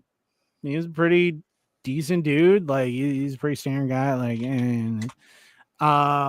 so like Dakota, don't have a lot to complain about.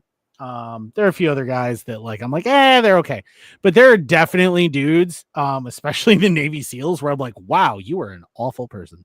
Well, there's a surprise. That's I know, why right? They write books is to make themselves look better. Oh God, I despise. If you're new to the show, Andrew despises Navy SEALs. He hates them. Hates them. Usually because they get the credit for the job you guys did.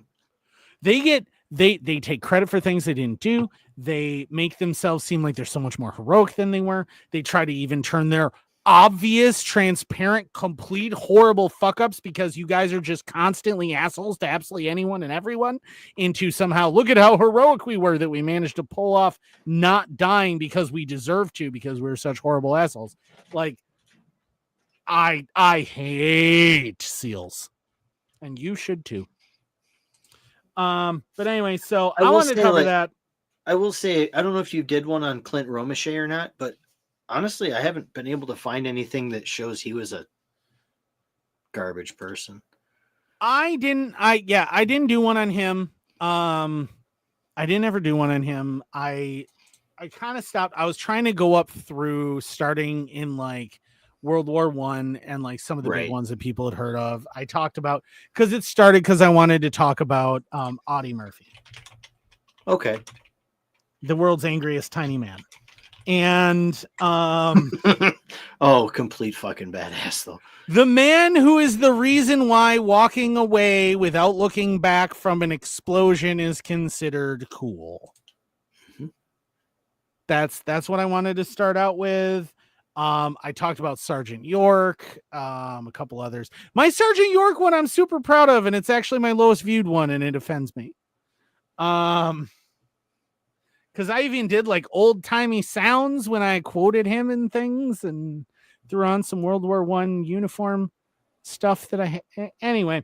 I have a lot of old uniform stuff. I actually just inherited what we thought was my uncle's Vietnam era jacket. And it turns out it was my grandfather's World War II era jacket. So that was neat. He was little in comparison to me. My shoulders right now, and I haven't been working out in years, right? Mm-hmm. Years since I worked out. My shoulders are twice as wide as his. Well, I feel like over the course of the last century, especially Americans, we've gotten quite a bit larger. Well, yes, but I mean, like, it's not just that I'm larger, because like I'm shorter than him. I'm like 2 inches shorter than he was. Whatever you do, Andrew, don't look in the telegram right now. But I was like 2 inches. I stand 2 inches shorter than my grandfather did, which is funny because My grandfather, after having been in Korea, he appeared in a film with John Wayne that was about the Battle of Chosin Dam. And in it, a bunch of the army, because they're cooperating and helping with the film, a bunch of these army guys played the Chinese who were supposed to be attacking. I'm 5'10". I am shorter than my grandfather. And to this day, I can pick him out in that film when it pans across all these dudes advancing, because he is towering above everybody as he runs. It's hilarious. But yeah, I have my grandfather's Korean War jacket. I don't have any of his stuff from World War II, but I do have that. A bunch of other stuff. I have a lot of cool. I've gotten a ton of cool militaria that I've inherited from. I've got my dad's Class A's, which aren't that dissimilar from the ones he had shortly after Vietnam. The Class A uniform was pretty stagnant, from what I could tell anyway. I have my great grandfather's campaign pamphlet.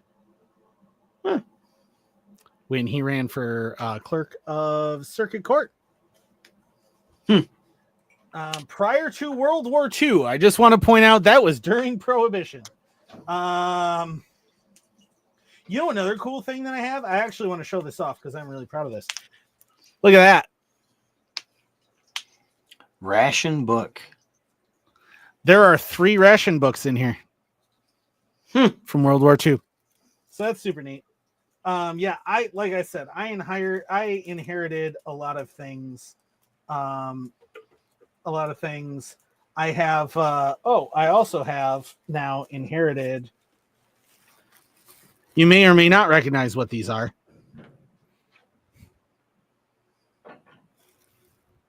Maybe that helps.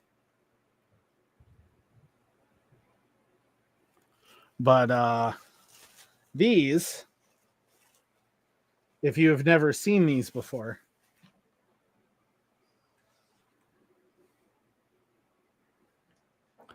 that's what I thought I was looking at. yes. And that's the one. The other 2 are military issue. So, like that one. That also has a fun medal in it. But yeah, I inherited so much cool stuff from my family military history. Not everything that I wanted, unfortunately, but a lot. One of the things I'm disappointed I did not get was my great-grandfather's uniform from the ship he served on in World War I. But you know, and whatever. Eventually I'll get my hands on it one way or another. But anyway, yeah. So where were we? Oh, one last article to cover.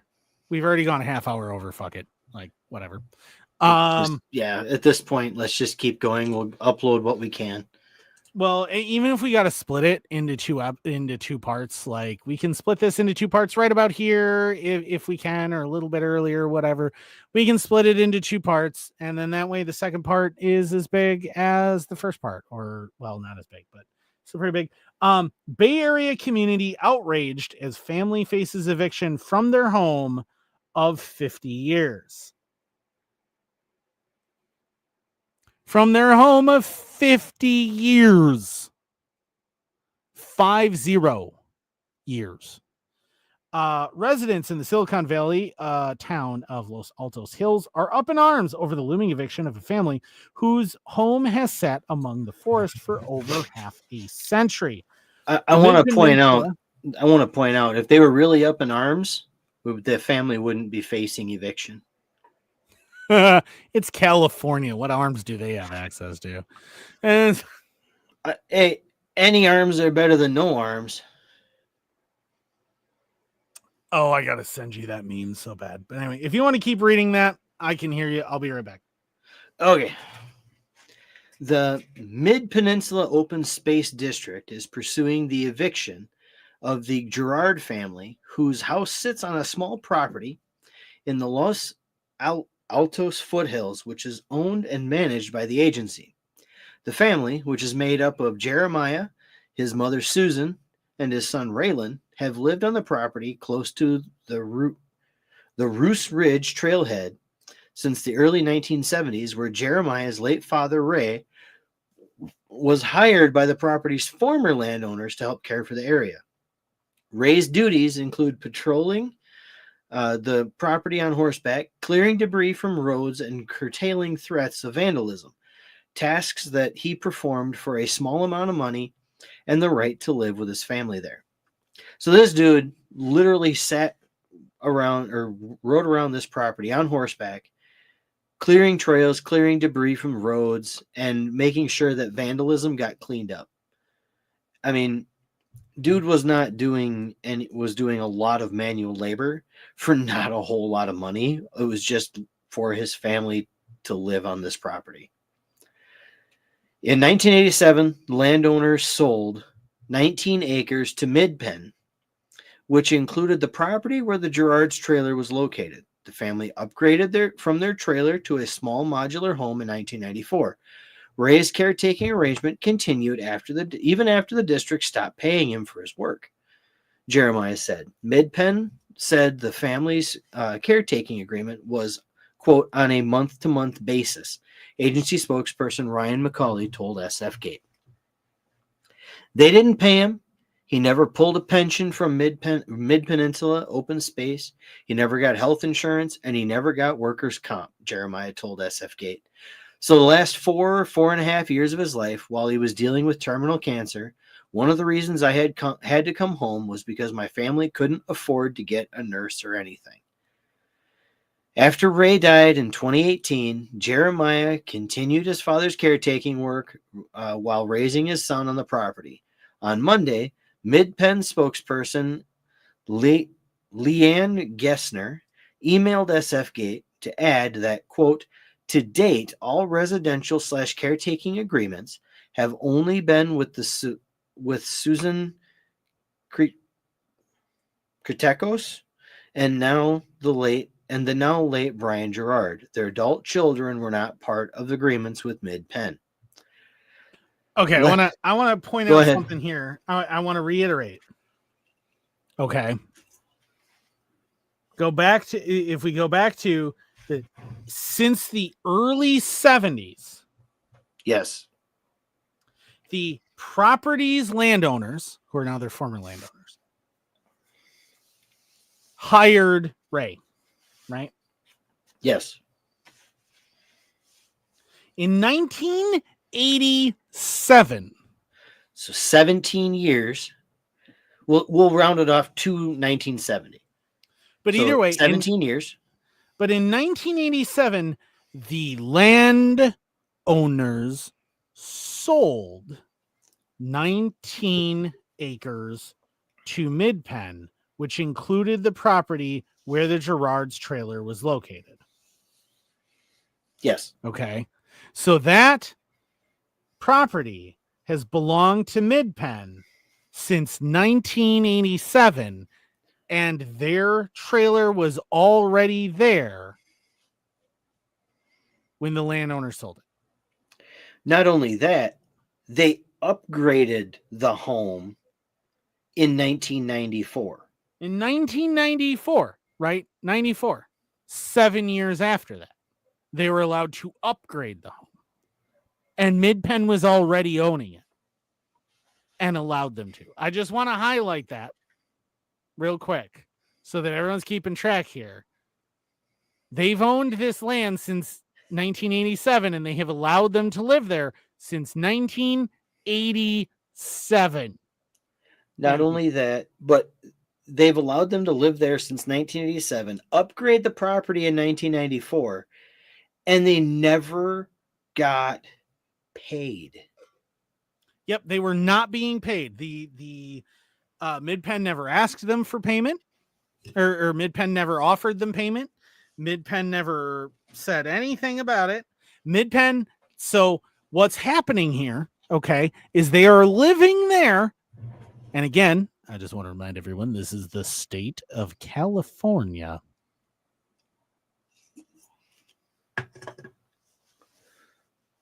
Just process that. This is California. They have been allowed to live on this section of land since 1987 and to improve and make modifications to it for almost 40 years since Mid-Penn has owned it. Just want to point that out. Anyway, continue. Last year, a tree fell on the family's home during a winter storm, damaging the roof. Jeremiah attempted to notify Mid-Penn that he planned to start the repair process, stating that he wanted an official acknowledgement of the family's occupancy rights before proceeding. He was met with an eviction notice in January, with the eviction date set for March 10th.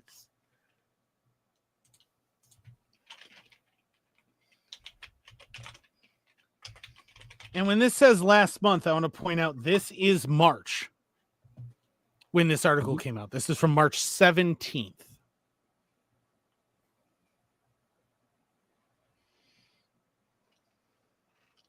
So they gave them 30 days. So I just went and did a little bit of extra digging. Los Altos Town Crier. The community news for Los Altos Hills, and Mountain View since 1947. Eviction date passes, but Roos Ridge family remains in limbo. Yeah. So this is an update. This is 4 days ago. They're still in limbo on it. There's no resolution, but no eviction in Los Altos Hills family struggle to retain their home.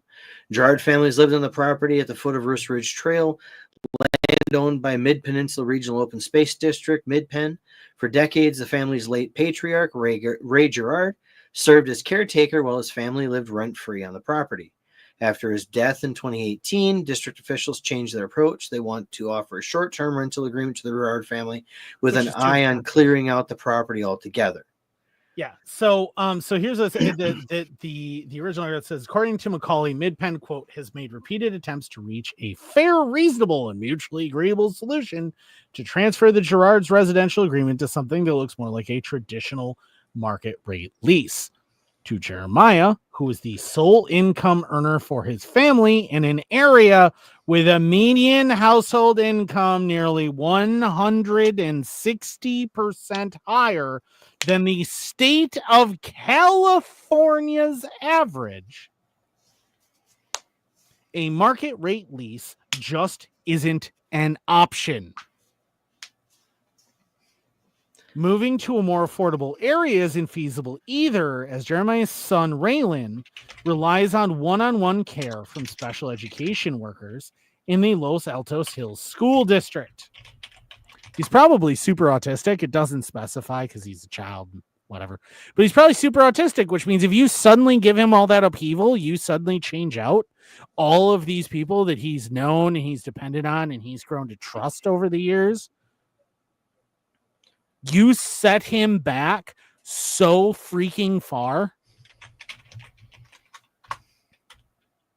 And why? What have they hurt? They have literally been caretakers for half a century of this forest. These people have been stewards of this area for half a century. They have not only not hurt the forest, they have helped care for it and manage it for half a century. So I want to put that into perspective. So the average rent price in California, according to Zillow, is $2,481 a month. And this property, or this area where this property exists, is 160% of that, which is $3,969 a month. A month for just rent. I just want to put that into perspective. Just rent. That is what? That's $39,000, $40,000 a year. I would be more than $40,000 a year, because $40,000 would be a year would be about 10 months. Yeah. So it's over 40 grand a year. About $48,000 a year. Just for rent. This is a single income household with a special needs child that has spent 2 generations caring for this forest, doing nothing to hurt it, only helping it. $47,635 in rent. In rent. Now, I want to point out there is hope here. And this is part of the reason why they haven't just been kicked out yet. Since the Gerards received their eviction notice, a grassroots effort among the Los Altos Hills locals, that's right, all of the rich people, the incredibly rich people who live in the Los Altos Hills, has formed with the goal of convincing Mid-Peninsula to let the family stay where they are. Family friends have started fundraisers and lined up at multiple Mid-Peninsula board meetings, employing the district's officials to reconsider. Quote, "This is more than a home. It is a historical and environmental agency," said longtime local Mary Reese, or Legacy, said longtime local Mary Reese at February 12th Mid-Peninsula board meeting. Reese, who has lived in the area for over 4 decades, explained at the meeting that Jeremiah, the guy who's currently the patriarch of the family there, grew up and attended school with her son. Reese's husband, Tom, spoke after her, telling the board that he considers himself to be like a second father to Jeremiah. This is part of their history, and to dislocate them would be the true injustice, Tom said. To support the Gerards, the family presence brings a sense of security to the area, or to supporters of Gerard. They said it brings a sense of security to the area. They're the only ones present at nighttime when Mid-Penn's Rangers all go home. Jeremiah explaining that both he and his father have deterred countless people who might have otherwise vandalized or damaged the land there. Vandalism in California? What? Not only that, but I mean, we're talking about an area of the country where they talk constantly, and it's all talk. We all know it's all talk, but they spout off constantly about protecting the environment, defending the natural areas. And here are some people who do that. Not just protecting the environment and defending natural areas, right? But also California is all about squatters' rights, right? It goes on and on about squatters' rights, that if you live in blah, blah, blah, they have tons of rules to protect squatters. Okay. These people were given permission to live there in the first place. They live there. They have continued to live there. And even though they weren't being paid, have continued to be stewards of the area, provide security for the area, help clean up the area, deter vandals, all these things, right? For 40 years since Mid-Penn took over, they have been doing this. This is the second generation. They live so simply. They don't have a major impact. They don't do these things. They can't even park next to their house. They park on a public lot and have to hike to their home. And they have to hike, up to their house. Okay. These people embody everything that California goes on and on and on about how much it cares about things. All of the things that California tries to care about, right? Special needs kid. Single family household, protecting the environment, caring for the environment, and these people living on land that they've been on forever. Instead of just talking about it, these people live it every day. And California is trying to evict them from their land. I'm not saying that there is a solution here. But anybody who's watching right now can look at the change on my hat and they'll understand that there is a solution here. There is a solution. Here's the other thing, right? And this is why I actually feel like there's hope for the future. And this is why I want to end on this. because there's hope for the future. Jeremiah said, my family is pretty well respected in the area, and even though we're not tech moguls or millionaires, there's a lot of people who care about us and want us to remain part of the community. And those people have rallied around us, trying to get Mid-Penn to recognize our right to be on that small piece of land, which we have. I mean, I don't know too many places that would allow you to put your own $120,000 modular home on a piece of property unless you had some sort of right to be there. There is hope. There is. For the future. Because the people in the hills around them who frequent this area are not day laborers like he is. They're not living paycheck to paycheck. Everyone around him are independently wealthy to an obscene degree. This is the edge of Silicon fucking Valley. Mm-hmm. The people around him are millionaires, and that's part of the only reason why they haven't been evicted already. Because the people rallying around them are all millionaires. And the county's going, uh-oh, this group is going to hire attorneys for these people. And they are not going to be cheap attorneys. No, they're not. Because even if I was going to say, even if they lose in that regard, it's like, do you know how much money they're going to suck out of the coffers of the county? Just fighting should kick them off. Oh, yeah, exactly. Exactly.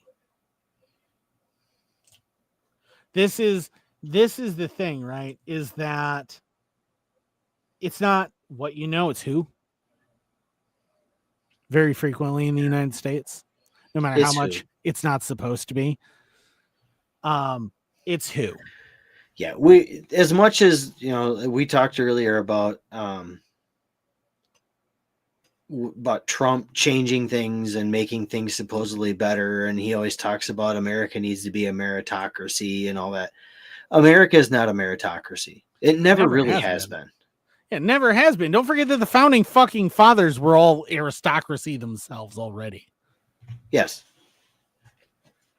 So the idea that America needing to be a meritocracy or is a meritocracy has been a joke since the founding. Just an absolute joke. In fact, the original voting public or voting base were what would have been considered aristocracy. I would argue that it should have stayed the original voting base. I don't necessarily disagree with you with that. At least to a certain extent. I want to specify to a certain extent. Because it did specify white, and I don't care about your race, but landowning is a big one. Like if you don't own land, like you have way less skin in the game. Yeah, you have way less to lose here. And I'm saying this as someone who doesn't own land. You have way less to lose. It's far easier for you to just pack up and move. So not going to do that. Like, I'm not going to say that like you shouldn't be, but it was white landowning males. And I think there's a lot to be said about what's happened to the country after landowning males in particular stopped being the ones who got to make decisions. Are you saying, Andrew, that ever since we let all people of the age of majority vote, things have gone off the rails? Gosh, it's almost like that turns it into a populism contest, and somehow that's been historically bad for every nation it's ever been tried in. I think around that time too, the federal government took away the states' abilities to really represent themselves at the federal level too. Oh, you know who that was? That was Abraham Lincoln. Oh, look at that. one of the worst presidents in the history of the United States, and I don't care what your opinion is, because if you disagree with me, you're probably wrong. And I can demonstrate it with science. But here's one of the quotes, right, from one of the representatives of Mid-Penn. This is from one of the representatives of Mid-Penn. It is our duty to spend the public's money in a responsible way that aligns with our mission. So we're just trying to come to an agreement that fits the need for open space preservation and making sure we're using this land that is for open space in the most responsible way we can. He said that unironically about a family that has spent longer than they have existed taking care of the forest in that area actively.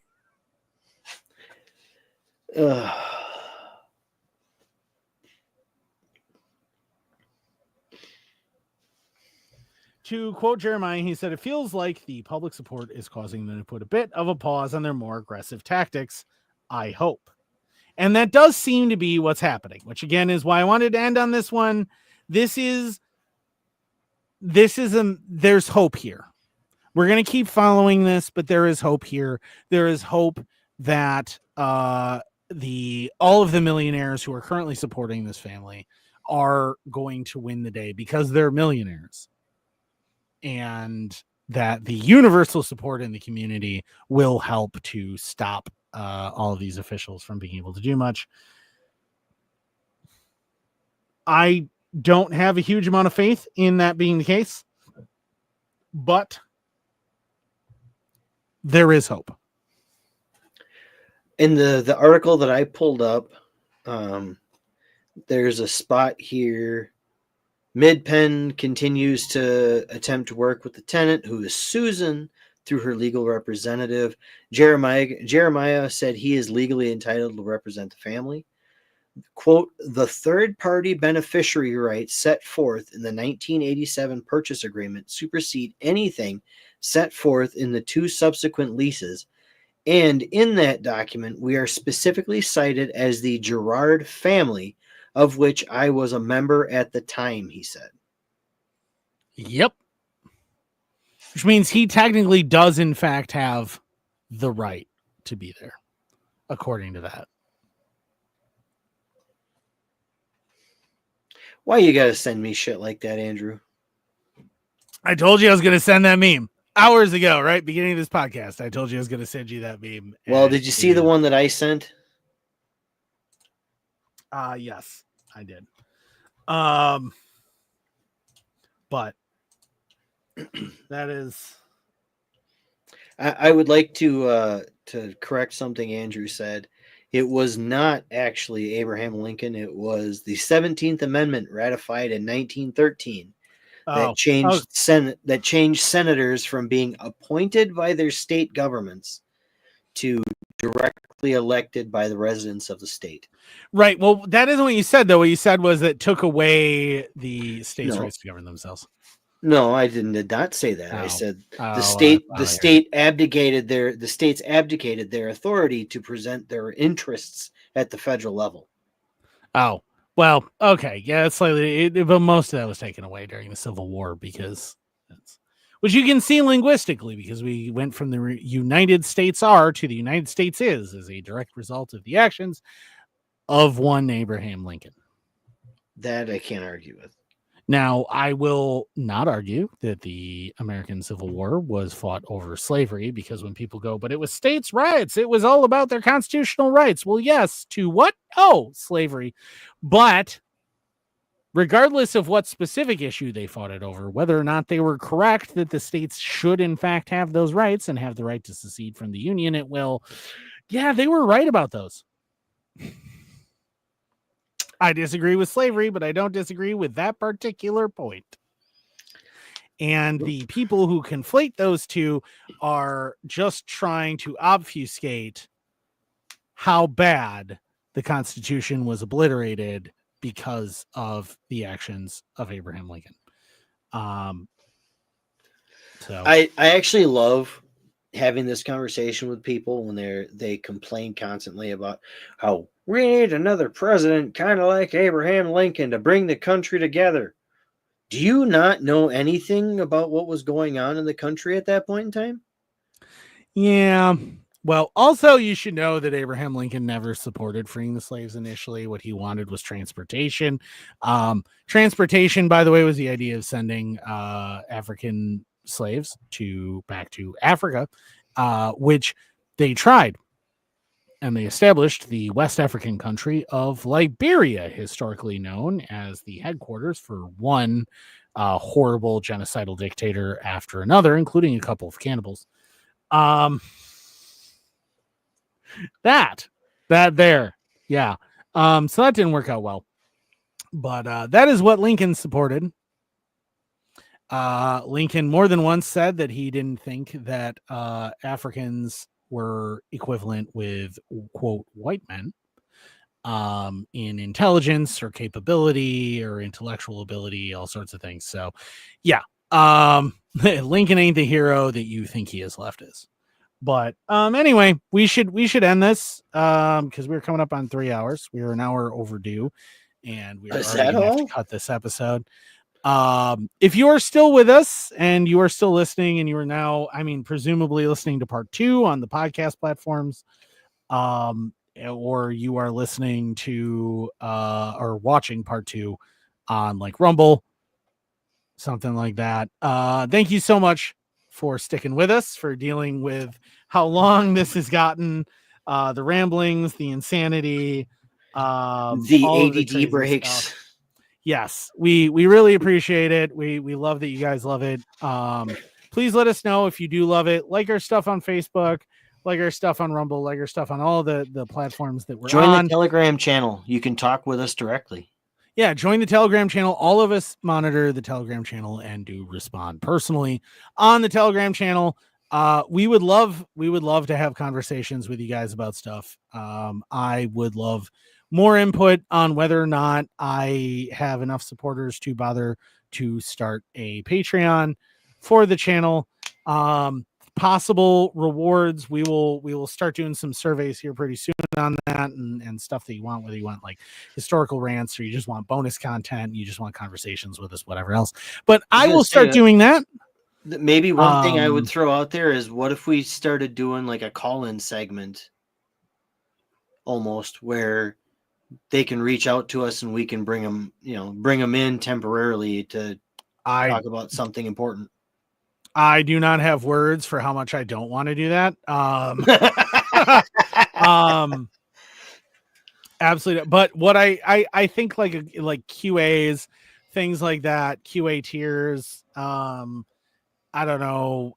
We'll come up with stuff. We'll do some voting things for rewards for various Patreon tiers. I want to do like 4 tiers, whatever for it. But if we do that, we're going to want to know what you guys are going to want, what you think is fair for each tier, whatever else. But thank you so much for joining us, for sticking with us on this very, very long episode.